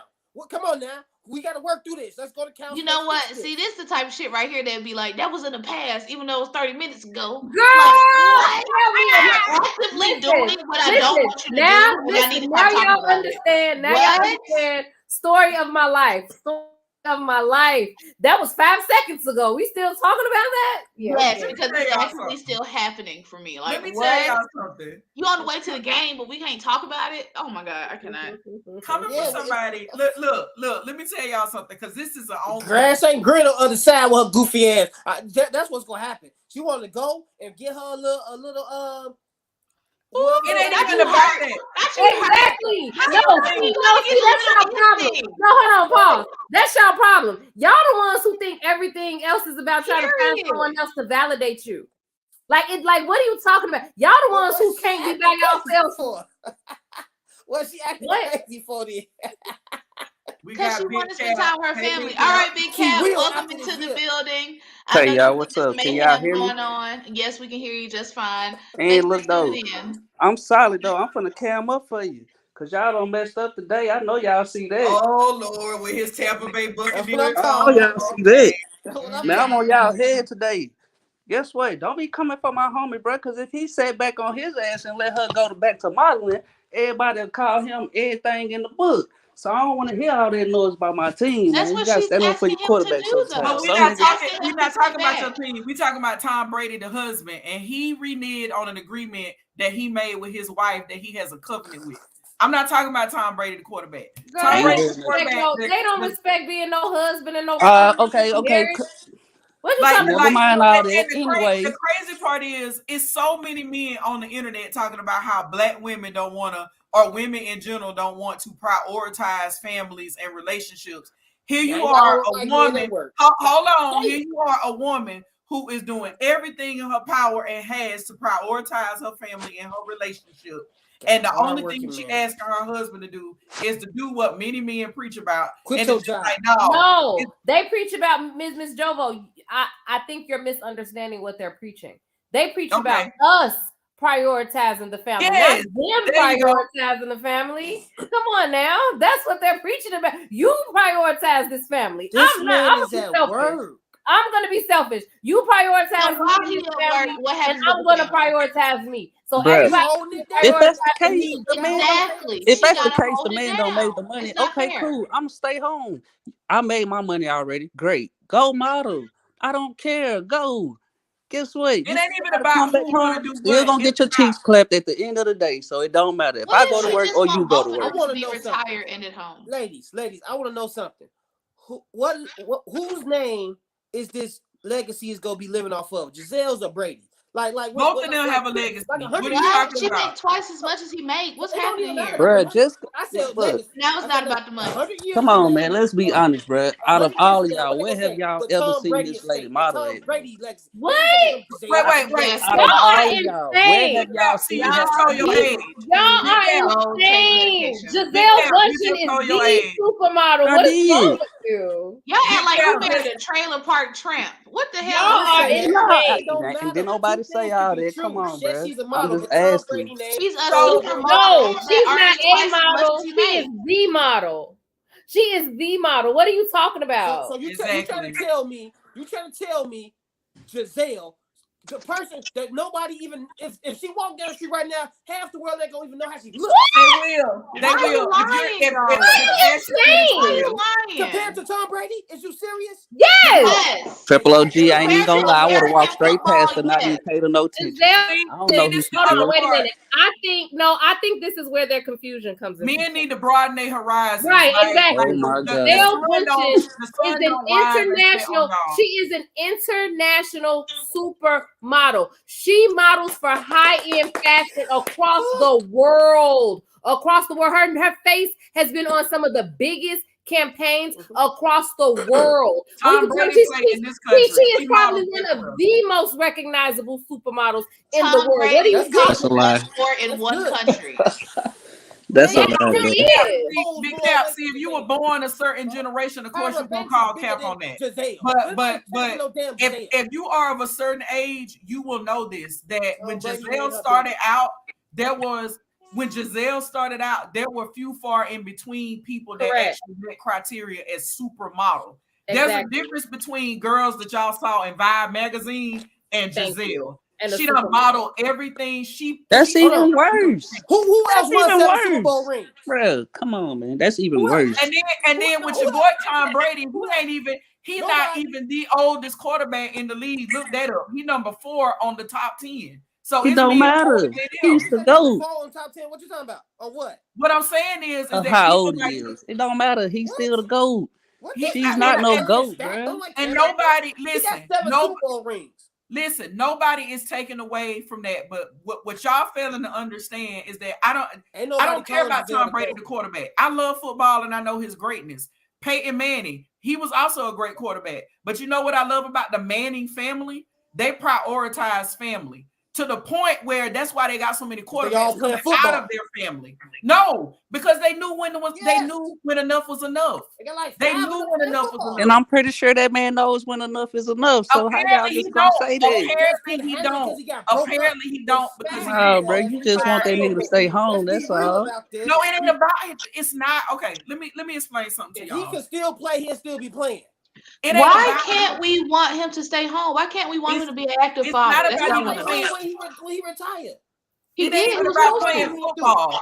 It's really about you made. It's really about you made a commitment to somebody at an altar or wherever y'all got married. You all agreed that even when it was hard, we need to learn how to come to a compromise together. This man made a decision to renege on an agreement he made with his wife together.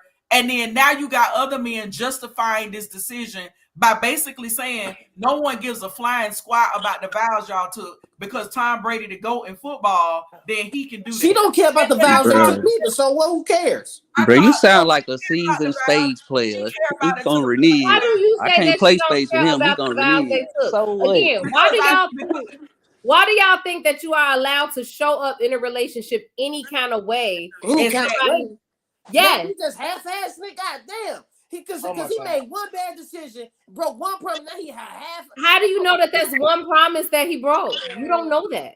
You don't How know we that. know he ain't? How we This know could he ain't be a tired pattern her, of behavior for him. How we know everything is all peaches and cream at their house? What if that man This just don't want to be there? This could be a pattern of behavior for him.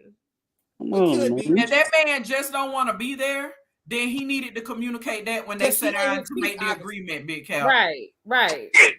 Like my thing is his family. How could he not want to be with his family that he created? According to all of y'all, oh, now it's the wife. It's the wife's fault. According to all of y'all, so the wife is not always his family. It's the wife fault for being a finance supermodel. Look, honestly, I don't wife care. isn't his family.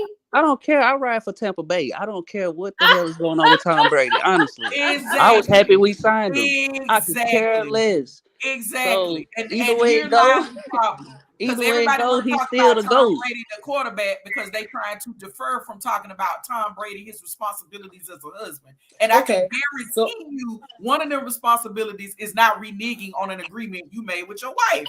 Y'all some extremists. Not y'all per se, but I'm just talking about women overall. It's not extreme. No, it's not that complicated. But women overall, right? Women overall, right? If the man want to play football, let the man play. Otherwise, y'all ain't gonna do nothing but call him a bum, anything under the sun, but a child of God. The moment he let her go back and model and shit, he will stay at home. I agree with it, bro. It's no different than a man who takes on another person's kids. He a simp. He this, he that, bro. The same rules gonna apply for him if he does that. No, it's I not. think all of these I think y'all you should play the same. No, hold on. The same one of y'all, the same group of you all that are advocating for this are the same ones saying that stuff. That's not us. What are you talking? Y'all the same ones talking about say, taking care of other people. We not saying that. What you talking about? That's not the same group. But I'm talking about the general, the women in general, not y'all, but women in general that allow men to cheat because he's just a man, this and that, but won't allow a man to work an extra couple of years. It's not the same. It's not the same. It is not the That same. That is the same. What you just said about infidelity and working to take care of your family. I don't even know what just happened. How did Who y'all letting me and cheat? Let me be clear. To divorce the man because he want to work. That's what I'm talking about. Who is out here just letting men cheat? I don't. What just happened? Let me be. Letting men cheat. Let me be clear. There's no comparison. Are raised and women. It's really not. Why are there only two options here? Cheat because in nature and man to be a man. Ain't y'all taught that? So it's either niggas. That's why so many of y'all is getting divorced right now because y'all think that. That's why so many of y'all be blindsided and surprised. Hey, hold on though. Why y'all didn't have this same energy when he left New England though? Y'all should have said all this. Oh, you should retire when you left New England instead of coming to Tampa. Now he don't came to our team. Now y'all, you should retire and all this and that. No, nigga, keep that energy at England. Listen. What I'm saying is this. I can give big cap love Tom Brady, the quarterback. I'm not talking about Tom Brady, the quarterback, as much as I love football. I'm not talking about him as a quarterback.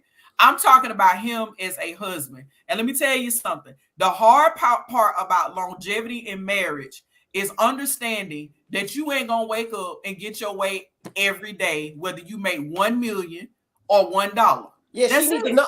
Same rules apply for her. Wait, the rules. Okay, hold on. The rules have applied to her for many years because she sacrificed a bulk of her career and dived off into other things so this man could play ball. Why you the keep problem saying is that? The problem is not Tom Brady playing football. The problem is you have reneged on an agreement that you and your wife made. Y'all sat down and came to an agreement, and you thought it was okay to go back and renege on that agreement without discussing it. So he deserved to be divorced. Okay, we get that is a problem. Okay, it ain't got nothing to do with cheating. It ain't got nothing to do with him being a quarterback. You're never gonna get through. You're never gonna get through to them in their selfishness because everything is always about me. I can do whatever, but I would never want someone to say the same thing. Because if the situation was reversed, how often are they saying, well, the wife agreed to this, she agreed to this, she went back on that, I'm not staying around for that, and all the time. But they expect women to do things that they themselves are not willing to do. Most men do. You know what? Y'all absolutely right. Most men are like that. But from where I'm coming from and from what I'm speaking of, I'm not like that. If my wife wants to desperately do something, she changed her mind, she said, I know what I told you, I ain't know that no more. And I'd be like, nah, and she did it anyways. I understand. I'm not gonna divorce her. I'll probably give her hell doing it. I'll be mad. Okay. I want to offer another variable. I don't think this deserves a divorce. Well, that's what I was gonna say. This is difficult for him. Yeah. And she. What? Like, how we know? I want to offer another variable. I want to say, because they agreed to a retirement deadline. What if Giselle said, you know what, I need you to retire by year 13 so I can get back out here, keep making more money than you're making, and get out here and get back to modeling. So if on Sounds the like day she's you're trying to make it a supposed, hey, I'm competition not now. even. I Wait a don't minute. understand it. Wait a minute. On the day that you're supposed to retire, on the day that you're supposed to retire, and I'm supposed to get in the game, you say, actually, psych, I'm not gonna retire. You're not getting back in the game at all. Then yeah, no, it would be a problem. You don't know why she want him to retire. We just assume it's for the family. It could be because she want to get back in the modeling industry. We don't know. Bye, go get back in it. Ain't Wait, nothing stopping retire. you. Go. Man, we got enough money to buy 18 nannies if we want to, bro. So Buy, then he go don't need to model. go to work. If y'all got enough money, why he gotta go to work? Talking like he's stopping her from doing something. That's what I'm saying, bro. Go. Oh my God. Go model. Oh my God. Jesus Christ. I don't know their situation. Like she got to sit home and breastfeed all day. No, You don't know their situation. She don't have to. She can So If you want to be seen on the magazine and Walgreens, go. Okay, Who the fuck cares? Go. Wait. Time out. Let me ask you a question. So why? So then, why do you think she has this problem? Like, why do you? I agree with y'all because he broke his promise and she wanted him to spend more time with the kids. I don't know exactly how it's affecting the kids, but I'm pretty sure it is. They probably do want to see their dad more. So I get that part. But all the other stuff, like, because she sacrificed, she can still stop it. Now, if he told her, like, no, you need to stay home with these kids, and that's that, and I'm gonna keep working, okay, I get it. But I don't know where that happened at, and she just has to be a stay-at-home mom. I never got that. I think she's a little bit more. I don't think he got control over her like that. You know what I'm saying? I think she. So I guess she chose to be home more with the kids, and they chose to be home with the kids together at a certain date. So in your estimation, you think she's being petty and unreasonable? No, I don't think she's being petty. I never said that. What I'm saying is it doesn't deserve. I don't think it deserves a divorce. I expect her to be mad. So what does it deserve then? Or repercussion. But like you just said, they both took vows and they supposed to work through this shit together. So now. So what do you think that it deserves? Extra room built on the house so I could sleep in peace. Yeah, after this year, then you have to make it up to do. You know what I'm saying? Like that's what it needs. He gonna retire. Come on now. He ain't about to. So you think that? So you think that the hold on, wait. So you think? Hold on, wait. So you think that the repercussion should be just to go along with what he wanted to do anyway and just continue to live their life afterwards, like nothing ever happened? That's definition of a repercussion. Because she's the one doing his meal plan, right? Wait. She's been doing his meal plan. So she should keep doing his meal plan. Keep doing what she's been doing for the last 13 years, apparently, since he giving her kudos to her. She should keep doing that and suck it up. No, hell no. What the hell is this? She's doing nothing different. This that he just said no. He just said no. Catch what he just said. He just said there should be repercussions. I just don't think that it should be divorced. Okay, I asked him, fine. What should the repercussions be? Just to go ahead and ride out this year and then go on live your life afterwards. That's right. Repercussions is just do it anyway. What the hell? Because if the tables were turned, it wouldn't be that simple. Hell no. Exactly. She do it, didn't happen. What is you divorcing this good leader for because he made a fucking mistake? That don't sound like a good leader if you can't even communicate with people. That's what you're saying. If you making executive decisions off of agreements that were made, yeah, I'm going back to that. Where roll your eyes. I'm going back to that. You making executive decisions off of something we agreed upon. Are you really being a leader? What I think you are being is selfish. I just admitted he fucked up. This man been carrying his family on his back since how long? This lady ain't He has not been carrying his. Okay, so let me explain something to you, Big Cat. He makes more money than him. Giselle has modeled. I don't care what Giselle has modeled probably the hat that you're wearing right now. She has y'all calm down though. Listen, I don't care what she did in the past. We are speaking on present stuff. Wait, let me speak. She has been on the cover of Vogue 11 times, pretty much almost as much as anybody else has. All the way up to what year? 2020 what? Doing covers. All of that derives from the era in modeling where she came. She is the blueprint for supermodel, okay? As anybody, as Naomi, as Tyra, as any of these folks. So we comparing careers or something? No, what I'm saying is that it's just so funny how when you all are not knowledgeable about certain things, oh, that don't really matter. But then when y'all talking about Tom Brady, the GOAT, the record breaker, the best of all time, your eyes light up like Christmas. Because we not the ones saying, because he's not the one making her stop that. So yeah, we ain't about to be talking about what she done did because she can still be doing it. Go ahead. Well, then why are y'all talking about what Tom Brady is doing? What does his football career have? What does his football career have to do with him reneging on an agreement? See, everybody want to go away from that part. He reneged on an agreement. No. He was a husband. Like this the first renege he don't did, bro. He No. on some plays on the field. It ain't about count too. That's the other thing y'all like to do. Y'all like to do quality and quantity and all this other stuff. Stick to the facts. The facts are they made an agreement together and he reneged on it. We handled that already. No, y'all brushed that under the rug. That's what y'all did. And then you justified it by talking about his career. That's okay. Just like Miss Hill just asked, what should the repercussions be? Let's settle it like this. What do y'all think the repercussions should be? Jesus Christ. Since we can't come up with nothing, y'all, what's the solution? Don't be using my Lord name in vain like that. He ain't got nothing to do with this. I know, right? So what should the repercussions be? Let it be known now. Forever hold your peace. The repercussions seem like they whatever Giselle decided they are. No, exactly. You can do it, and my thing is, and I tell people this all the time, you can do whatever you want to do. Be a grown adult you want to be. You don't get to pick the consequences behind what you do. You don't get to pick how somebody else reacts. So if she do end up going through with filing for a divorce, all of y'all men should not have to say anything. What would I do? I would seriously, if this obviously could not be, if it was me, this obviously could not be the first time that you don't reneged on an agreement as it relates to a major life. I don't want to answer this question. I'm finna answer it. I'm not gonna continue like being in a relationship where my voice not gonna be heard, where you don't manipulated me into thinking we got an agreement, and then you go behind my back and make an executive decision. I'm gonna peace out. And you talking to somebody who's been married for 15 years. So you say yes, I'm cutting my losses. Okay, obviously what you gonna do, Raven? Obviously, he didn't prioritize his marriage, so why should I? I like what you said, Michelle. Well, it would honestly depend on my motivation. If I'm trying to get back in the modeling game, because I mean, we just assuming that Giselle want him home to be with the kids. If I'm trying to get back in the modeling game, it's give him full custody all 2022. Raven, she can still model. Give him full custody. Maybe not to the extent that she wants to model. What?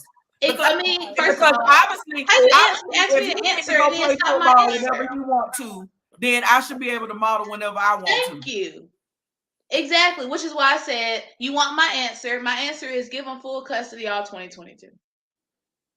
So you divorcing them? Absolutely. What's the problem here? Okay. But you divorcing me now, right, huh? If that was me, huh? Yeah, it's 3 for 3 divorces. Y'all cutthroat. Y'all divorcing niggas like that. No, we're not because in real life it's not like that. If we had a deadline and you look me in my face and change your idea at the end of the deadline, you get it. Listen, R. Kelly, listen. Right now. And you make less money than me. What's the problem? Stop fucking working. That's a hobby. If R. Kelly hasn't told you anything else, he told you that when a woman's fed up, it ain't nothing you can do about it. Okay, y'all don't want to listen. It's like running out of love. Exactly. You can do about it. And then it's too late to talk about it. But y'all always want to wait till it's too late to talk about it. That's all y'all want to do. 100%. And then when y'all do talk about it, all y'all want to do is keep on. All y'all want to do is keep on playing the game. And keep y'all divorcing niggas for steady working and all y'all want to do is be habitual line crossers until y'all make a woman be fed up, and then there's nothing you can do about it. That's habitual line crossers. Because if you make half of what I make, and we honestly don't need your money, and you look at me in my face and say, "I gotta do it," why?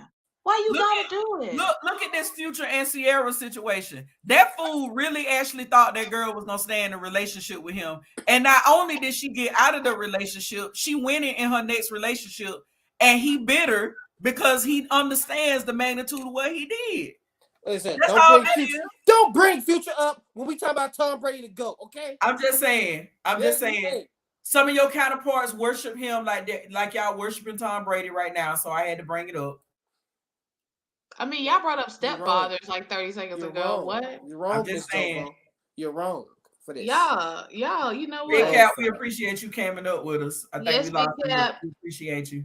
We do. Y'all ain't gonna do my boy like that. He's a great leader on and off the field. That's what the reporter said. They say Tom Brady. Oh, is that's a what the great leader reporter on and said. off Oh, the that's what they field. said. Oh, that's what they said. I'm gonna tell you like I tell my clients. You are a great person. Your life matters. However, that's not what we discussing. We discussing your behavior.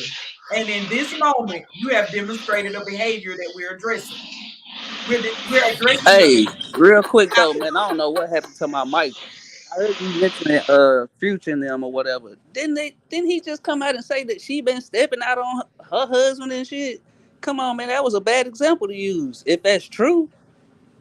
We know that's Who not Future true. heard that other than Kevin Samuels? Who said that other than Kevin Samuels? They just had that up way after that man passed away. What are you talking about? What did he say? Sierra was stepping out on her husband. What that come from? First of all, we're not. Yes, exactly. That's why I They said said that Kevin because he Samuels was said it. dancing all provocative. That was a rumor though. So We Okay, want to cool. welcome Ben Diesel to the show. How you doing? What up, my guy? Hey, what's happening, yo? what up? How you doing? Good to be here, chilling. What are Hey, your thoughts so on this situation? so I guess what I keep going back to is, what I said earlier. Like, it seems like men look at women as doing a job rather than like a partner and a friend. So, like, if you contextualize it this way, like, if if you're in a situation with your homie, right, and y'all got this situation together that y'all both have this large stake in, and they renege on their half of it, how do you look at that? How do you look at him as a friend? He gonna be like Like, you if you disloyal. Right. If you can't respect him for reneging on an agreement that y'all have together when it's large stakes at that level, it's no different in a marriage. And then it's legally binding in the marriage also. So I mean, if you can't have that with with the person that you supposed to come home with every day or whatever, like, I mean, it's the same thing as having like this deep friendship where y'all have this stake together. It's about being a man of your word. Like, fuck football, fuck who makes how much ever money. It's about being somebody of your word. He fucked up. Okay. Shut the fuck up! Oh my god. Okay, but I mean, depending on how bad you fuck up, I mean, a first offense could be the end, right? So Okay, how yeah, bad was that? I How guess bad so. was I that guess so mess in this up to you situation. then? I guess so. I That's guess this man wants so. to Here's go the to thing work, about so it. he fucked up. Here's the thing about it. It's not up to us to say, really. It's really up to his wife to say how bad he fucked up. And she's asking for divorce. All right, cool. Go to court. Right. So Do what I you mean, need to she do. has a right. Go She model. has the right to that. Yep. The same way he had the right. I guess, like, this is all about choices at the end of the day. Like, he had a choice where, he was at the end of his rope in terms of his career or in terms of their agreement. And he had an opportunity to go back and say, okay, well, I want to keep going, regardless of the agreement that we made. And he chose to go do that. At this point, the ball is in his wife's court. She has to make a choice. Okay, well, I can forgive him for this as much as I disagree with it, or I got to choose, okay, well, that's fucked up that he went back on this choice like this. And, I got to do what I got to do now. Now she got to break her vows. That's crazy. Two wrong. Oh, it's her break. Oh, so it's just her breaking the vows. No, he didn't. He said two wrong. He didn't ask for the divorce. She did. Oh, he didn't break a vow when he went and made this decision. Right, he didn't. Oh, but He didn't it's choose her not breaking the to vow. honor his word. Still being a leader. Oh, okay. Leaders fuck up. See, that's what. Hold on. We not about to sit there and act like everybody. No. You don't get the right to say I messed up and then think like that's a band-aid on the situation. No, you don't get to do that. Sorry. Yeah, yes, you did. You done said it 3 times since you've been on this show. I didn't say it's a band-aid. I said you fucked up. No. But think about He said I fucked up and then be like, and I don't need no repercussions you know after how it many either. dudes come home and say I messed up. Right. And in their mind, we know why y'all saying that. No. Context matters. No. Like y'all believe every sin is the same. I don't believe that. So this is we're not about to act like everything deserves the same amount of punishment. So, in my opinion, I don't think that don't make it should be divorced. But the thing is that the person who did, but the problem is that the person who committed the offense does not get to decide what the level of punishment should be for the other person. That's the problem. You don't get to say, well, I don't think that this thing should warrant that type of. You don't get to do that. The person who had the offense done. I'm supporting Tom Brady. Tom Brady is my man. I don't. Giselle can go and get a divorce and go with the he supports Tom Brady. I want y'all to be very clear. He's supporting that behavior. Bump supporting marriage. I'm just saying, bump supporting marriage. Bump the vows. Bump the importance of that. The goat and the quarterback is most important. We got to move on now. I got to help Tom Brady through this. That's why I've been really wondering, like as far as the men, like what is y'all stake in like trying to defend Tom Brady's decision? Vin Diesel, you outline your comments and statements clearly. That's and a great question, Vin Diesel. You trying to set us up. No. Because men want to view their relationships with their wives and their women differently and a lot of them than they do with their homeboys. This is something that I dealt with, transparent moment, early on in my marriage. I had to literally tell my husband that if I don't start becoming priority, then I'm not going to act like I'm a priority. You understand what I'm saying? Like you teach people how to treat you. So if you're not treating me like a priority and you expecting top-notch wife priority behavior, then you are living in a fantasy world. See, a lot of men are unhappy in marriage because you have not yet mastered the ability to prioritize your wife. You still working under the is her and I mentality. When in actuality, and I don't care who disagree with me in the chat, whatever, when you become married, you become this. That's it. That's it. And he definitely went about it. I've been doing this with the same person in marriage for 18 years, the same person for 23 years. If you're not gonna be this, if your individual needs got to always trump this, y'all in trouble. And that's just all it is to it. He definitely went about the situation wrong. This ain't the first time Tom done reneged on an agreement with his wife.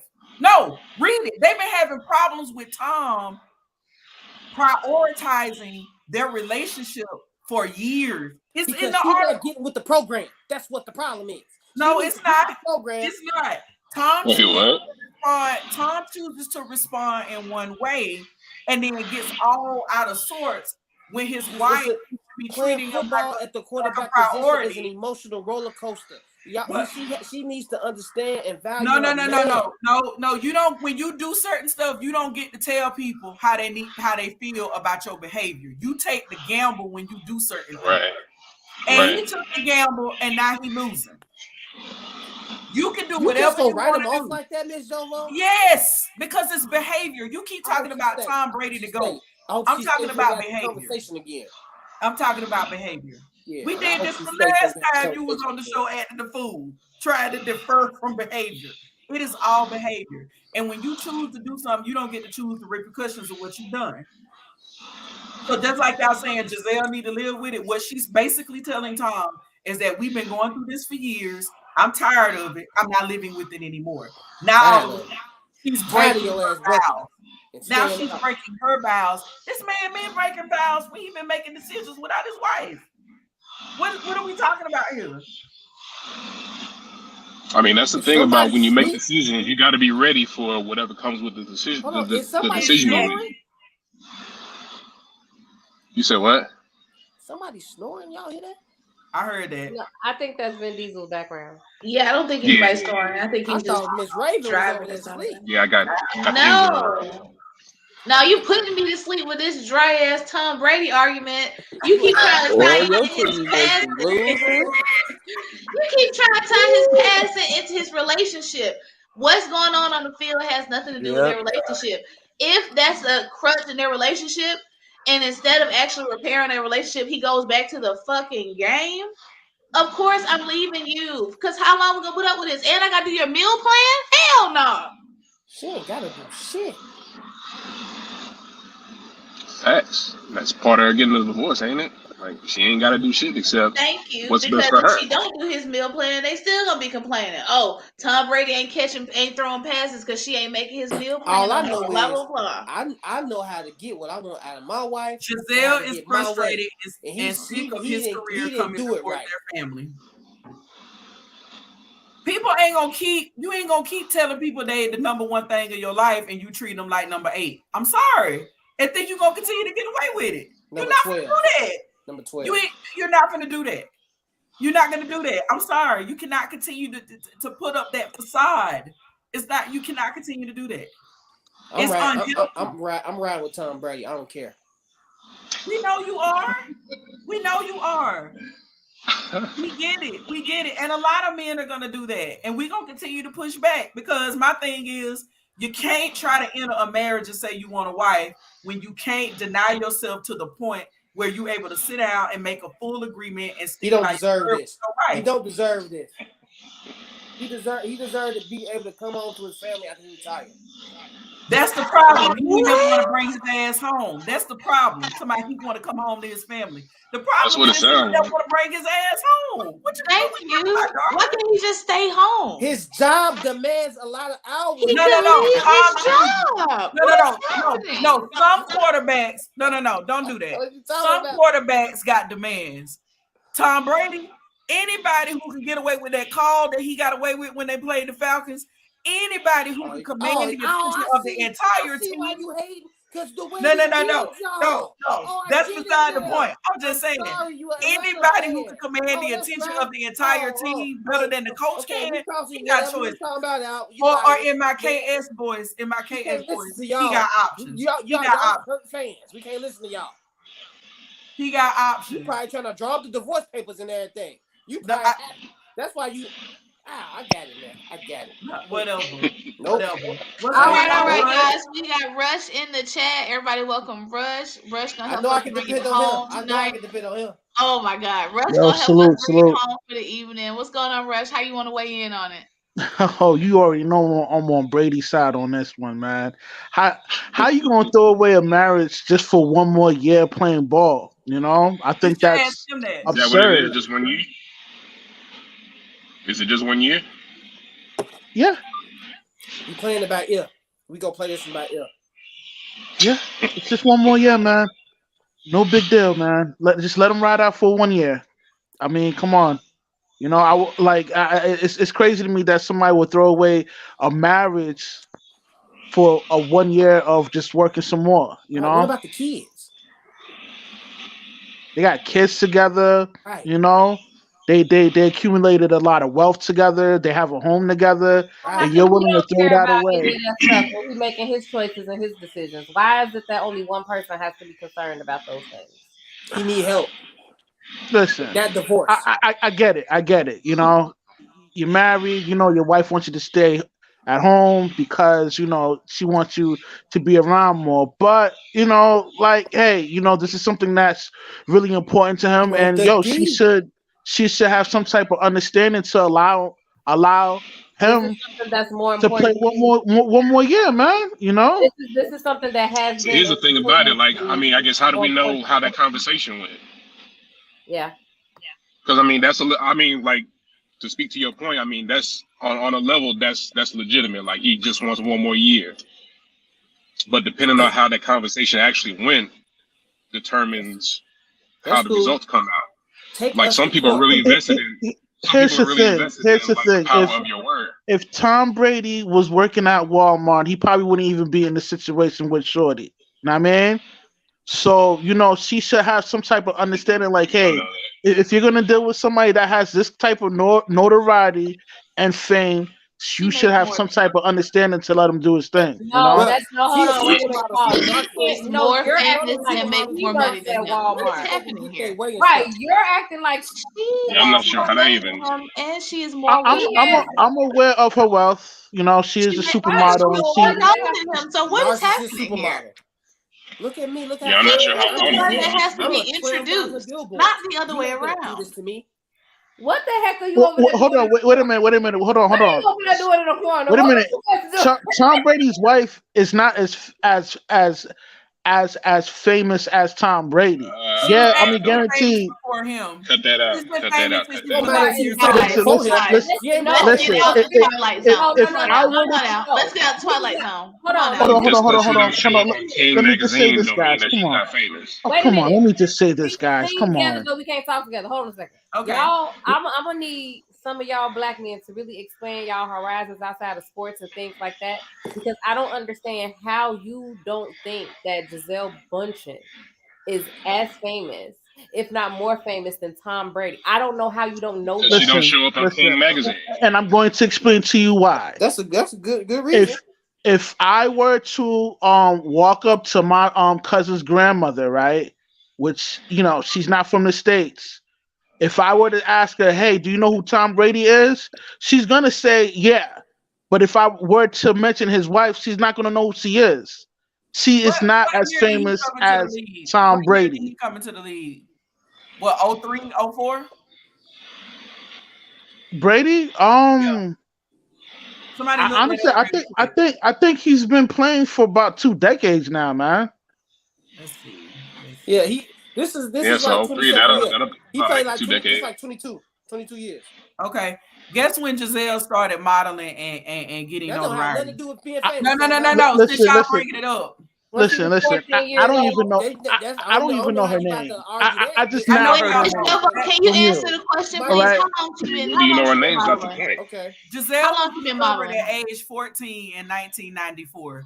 She had, like I said, and nobody really wanted to hear it. She made the blueprint for what we know as supermodeling. She was one of the pioneers. So I'm just trying to figure out, she was making more than Heidi Klum. She was making more than Tom Brady, Naomi Campbell, Tyra Tom Banks, Brady. all of them. If you my age, you knew about Giselle before you knew Tom Brady. Like Tom Brady came into the league, I was engaged to be married. When Giselle came into the and none of this is relevant to who famous, who more famous. So your boy, right? That's not even That's not even the premise to the conversation. That was literally what y'all were talking about when y'all said more people know Tom Brady. That's called fame, guys. What is happening? But since you asked, we were gonna give you the information. You said if more people know, that's called fame, notoriety. Okay. Let me just say this. And what Tom Brady's fame got to do with the marriage? Thank you. Okay, let me just say. Let's go ahead and let Rush finish his point. Go ahead, Rush. We're sorry. Okay. I apologize. Right. Sorry, guys. Let me just say this. There's a reason why this pioneer of a supermodel is dating or married to Tom Brady. Like I said, she's not gonna date an average dude. So this is one of the repercussions that comes with dating a guy that's that's famous and respected, and like she should be a little bit more understanding and let this guy play for one more year, and I don't even sound right. Let him play for an extra year. Like she should be understanding to just roll with the punches, I just all right, so you're saying, I just wanted to see something. Tom Brady got 12.8 million followers and Gisele Bündchen has 20 million. I just literally don't know what y'all are looking on Facebook. Hold on, wait a minute, hold on, wait. You guys know, because the point that you're making is that she's supposed to make all these concessions as though he's some person who is some higher caliber than what she's in. She does not have to make those concessions about because I want him, so I have to do XYZ. Like she is the high value man in this relationship. What are you talking about? Listen. When they get this divorce, she would not be able to date somebody on the same caliber as Tom Brady. What? That's not going to happen. Nobody's going to wipe her up. Nobody's going to wipe her up. That is so funny because if you look at the history of their relationship, that is so funny that you brought that up because he was the one who was intimidated when they were dating. Because you got to think about it. She's been in the game since 1994. Here you are, rookie quarterback. I think they got Right, he was aspiring to get with her. They started dating when in That's like what men do. 09, 2010. They got job. engaged 2012. They got married in 2013. So he was the one who was like, oh, it's oh my God, it's Giselle, supermodel. Like basically, Right. you got a quarterback who ain't even made 10 years in the league yet. And No, then you no, got no. wait, hold on, because he brought this up. We doing this, since we gonna do it. You can't just don't do it, and then when we start doing it, y'all want to pull back. So it was him who was really shocked that, oh, she sees something in me. So to really say that Giselle couldn't really, if she chose to, and I don't, and I don't know how this gonna turn out. Like Vin Diesel said, we don't know the conversations that they've had outside of page 6 and outside of what they telling loved ones. But I don't really see Giselle not being like favorable on the market of dating. Like I just don't see. I agree with you.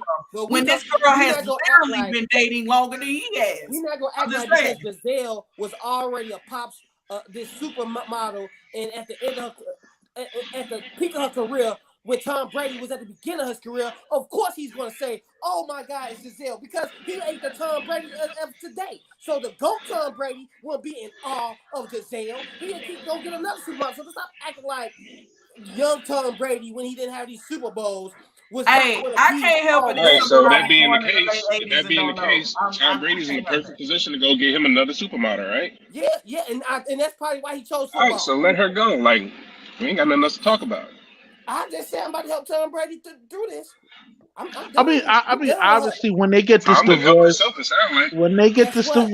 I don't want when they get this divorce, she won't be worth $450 million. In we gonna be worth $450 million, and she gonna be worth 200 and whatever million. When she gets this divorce, how any of this works. Giselle Bundchen is that what matters? Giselle Bundchen is at the level of supermodel that would be like with billionaires. Like y'all are not understanding. She's like old I don't know what and y'all she's washed. Just like they say, we don't understand football. When she gets this divorce, she's going to downgrade. Okay.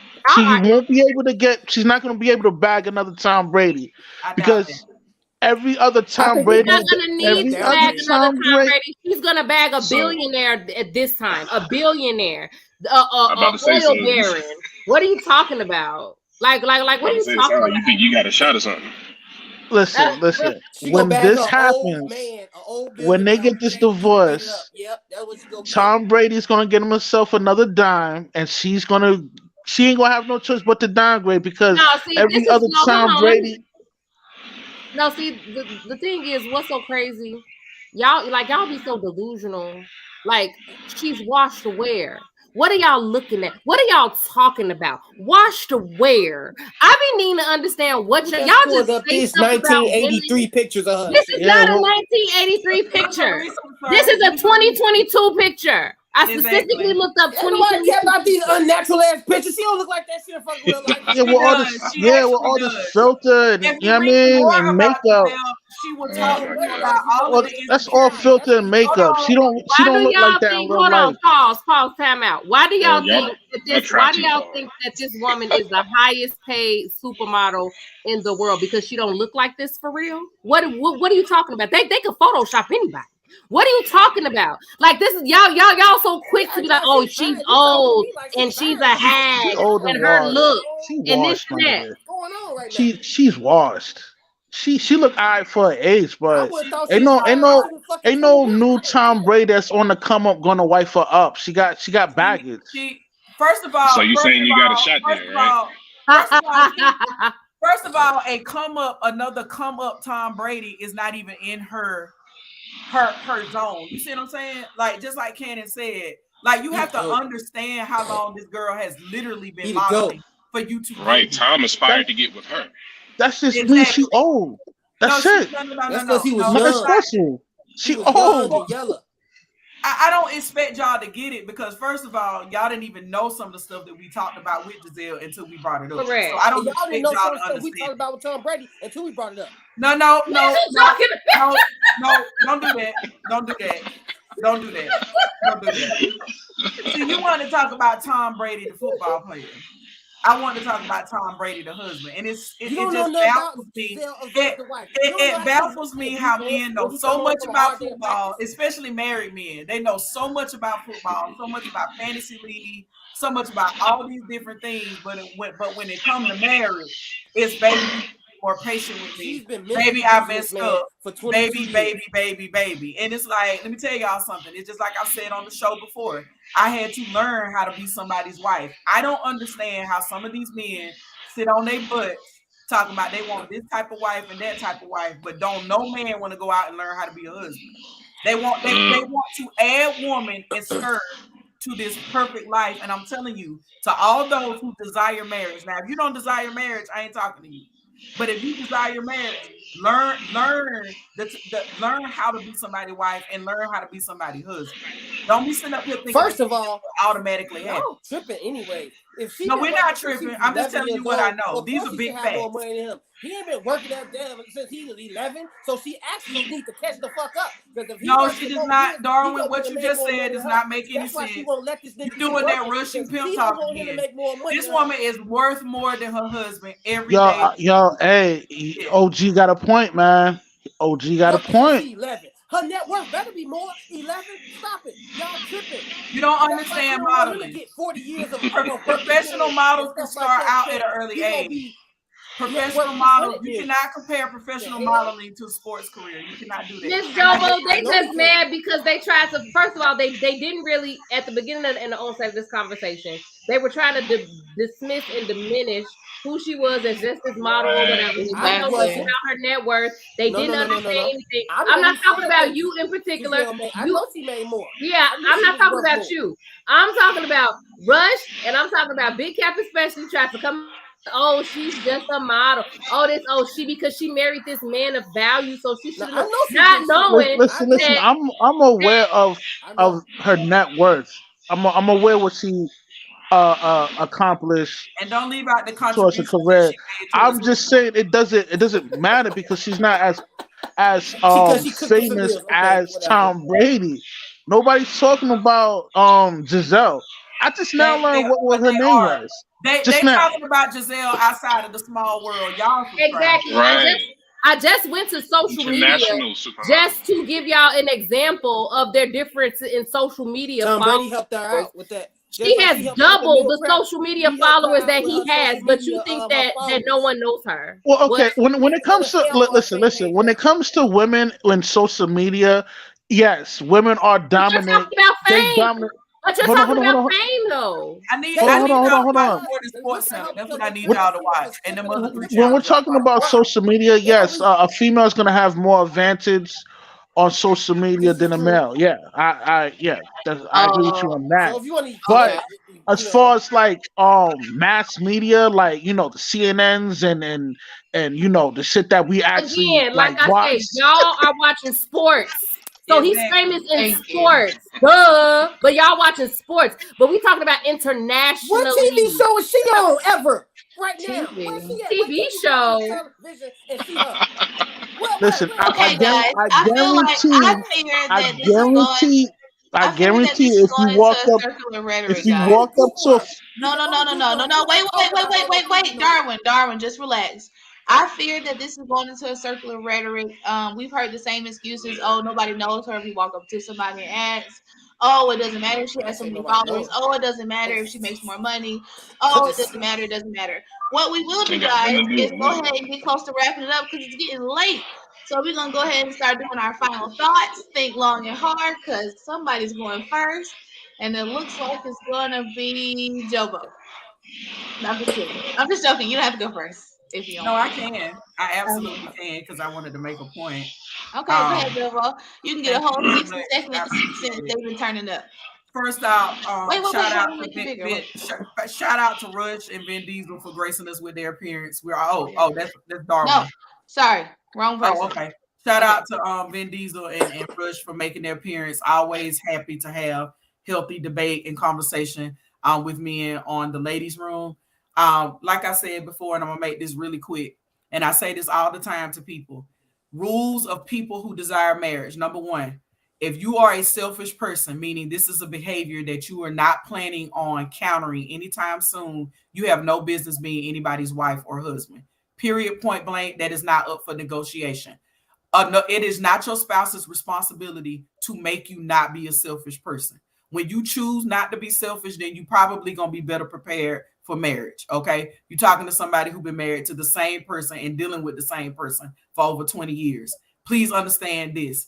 It could not be just about Jovo. It could not just be about Mr. Mosley. We had to come together. So that's my one thing for people who desire marriage. Number two, when you do get into a relationship, you are coming into an agreement and you all have agreed upon certain things.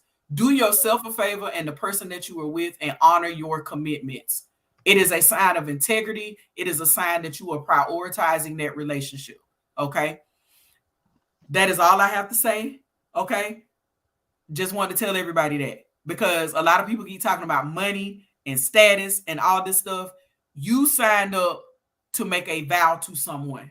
Okay. This is not like your life when it was when you were single. Okay. You cannot make a single person decision inside of a marriage and think it's going to fly, baby. It's not going to happen. Period. That's on my mama. All right, so who wants to go next? Triple OG up there looking antsy like he ready to go in. Are you ready? It don't matter. I'm trying to read your lips because you're muted.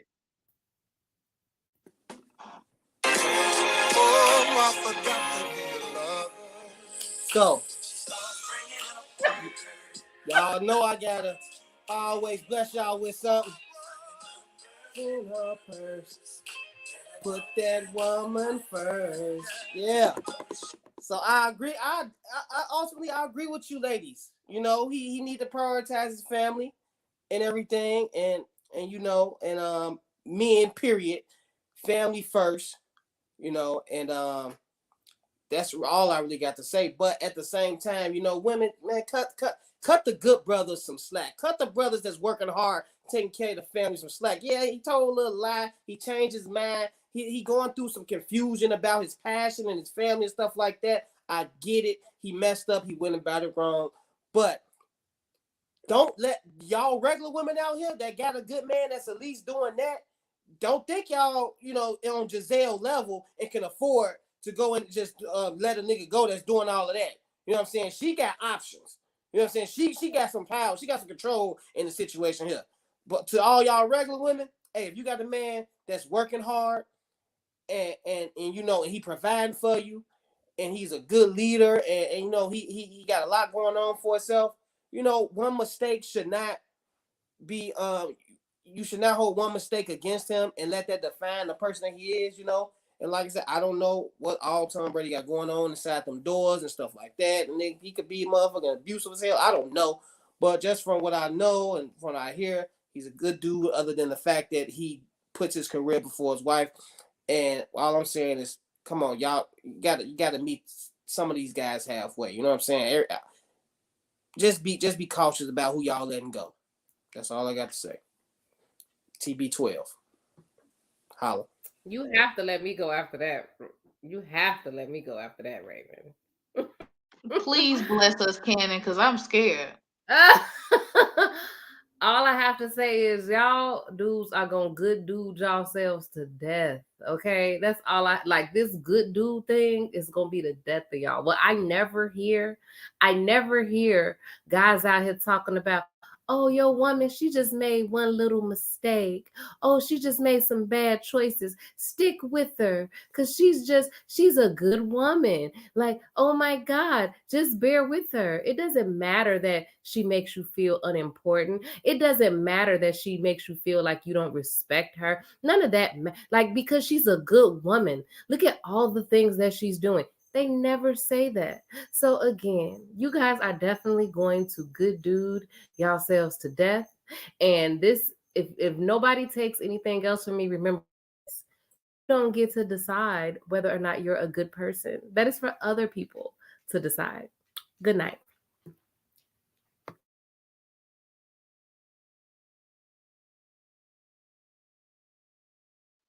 Thank you. Sorry, mic drop.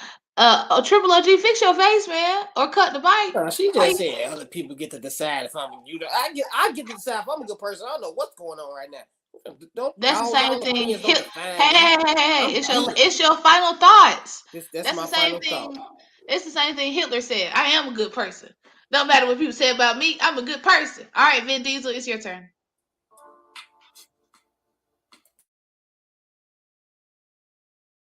You muted. Am I?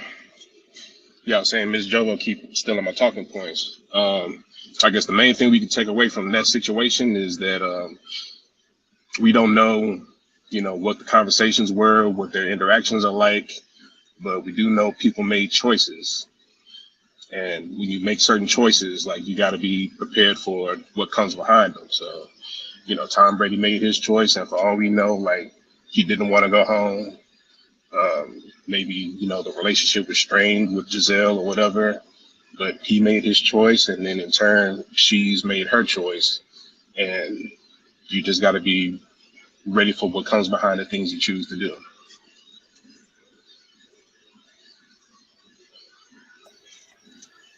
Looking in the mirror, saying to myself,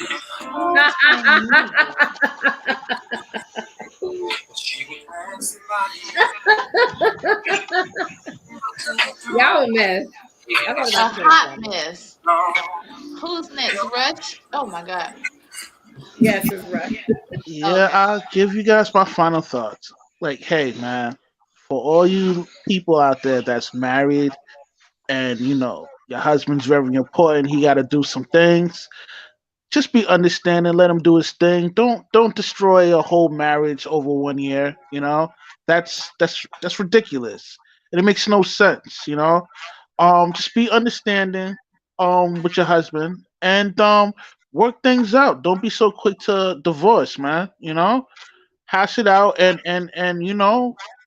do the right thing, be together and raise our kids together. You know what I mean? Salute. Wow, that was. I'm done, guys. See, this is why we can't have nice things right here. Exactly. My favorite thing in the world. Like, not hearing that. That's why you need it. See, it's my turn to get my last seat. We can't have this in my turn. That's okay. I got it. Thank you, Kenan. Thank you. Okay, so let me go and do my little last thoughts, final thoughts. Okay, guys, so I'm really, really, really hoping you guys enjoyed this hot bowl of fresh gaslighting and circular rhetoric. As you see, it first was because nobody knew who Giselle was. Then it was because, women are on social media. Then it was because just because she makes a lot of money doesn't mean anything, because he's working really hard, even though he makes half of what she makes. I would like to say, guys, just, use your common sense, because people get over on you every day. As you all saw with the first clip with Just Hilarious and Country Wayne, people make whatever logic they want to make, work when it's convenient. So just, stay on your toes. Thanks, you guys, for tuning in. It's getting late. We about to get up out of here. Peace. All right, good night, y'all. We out of here.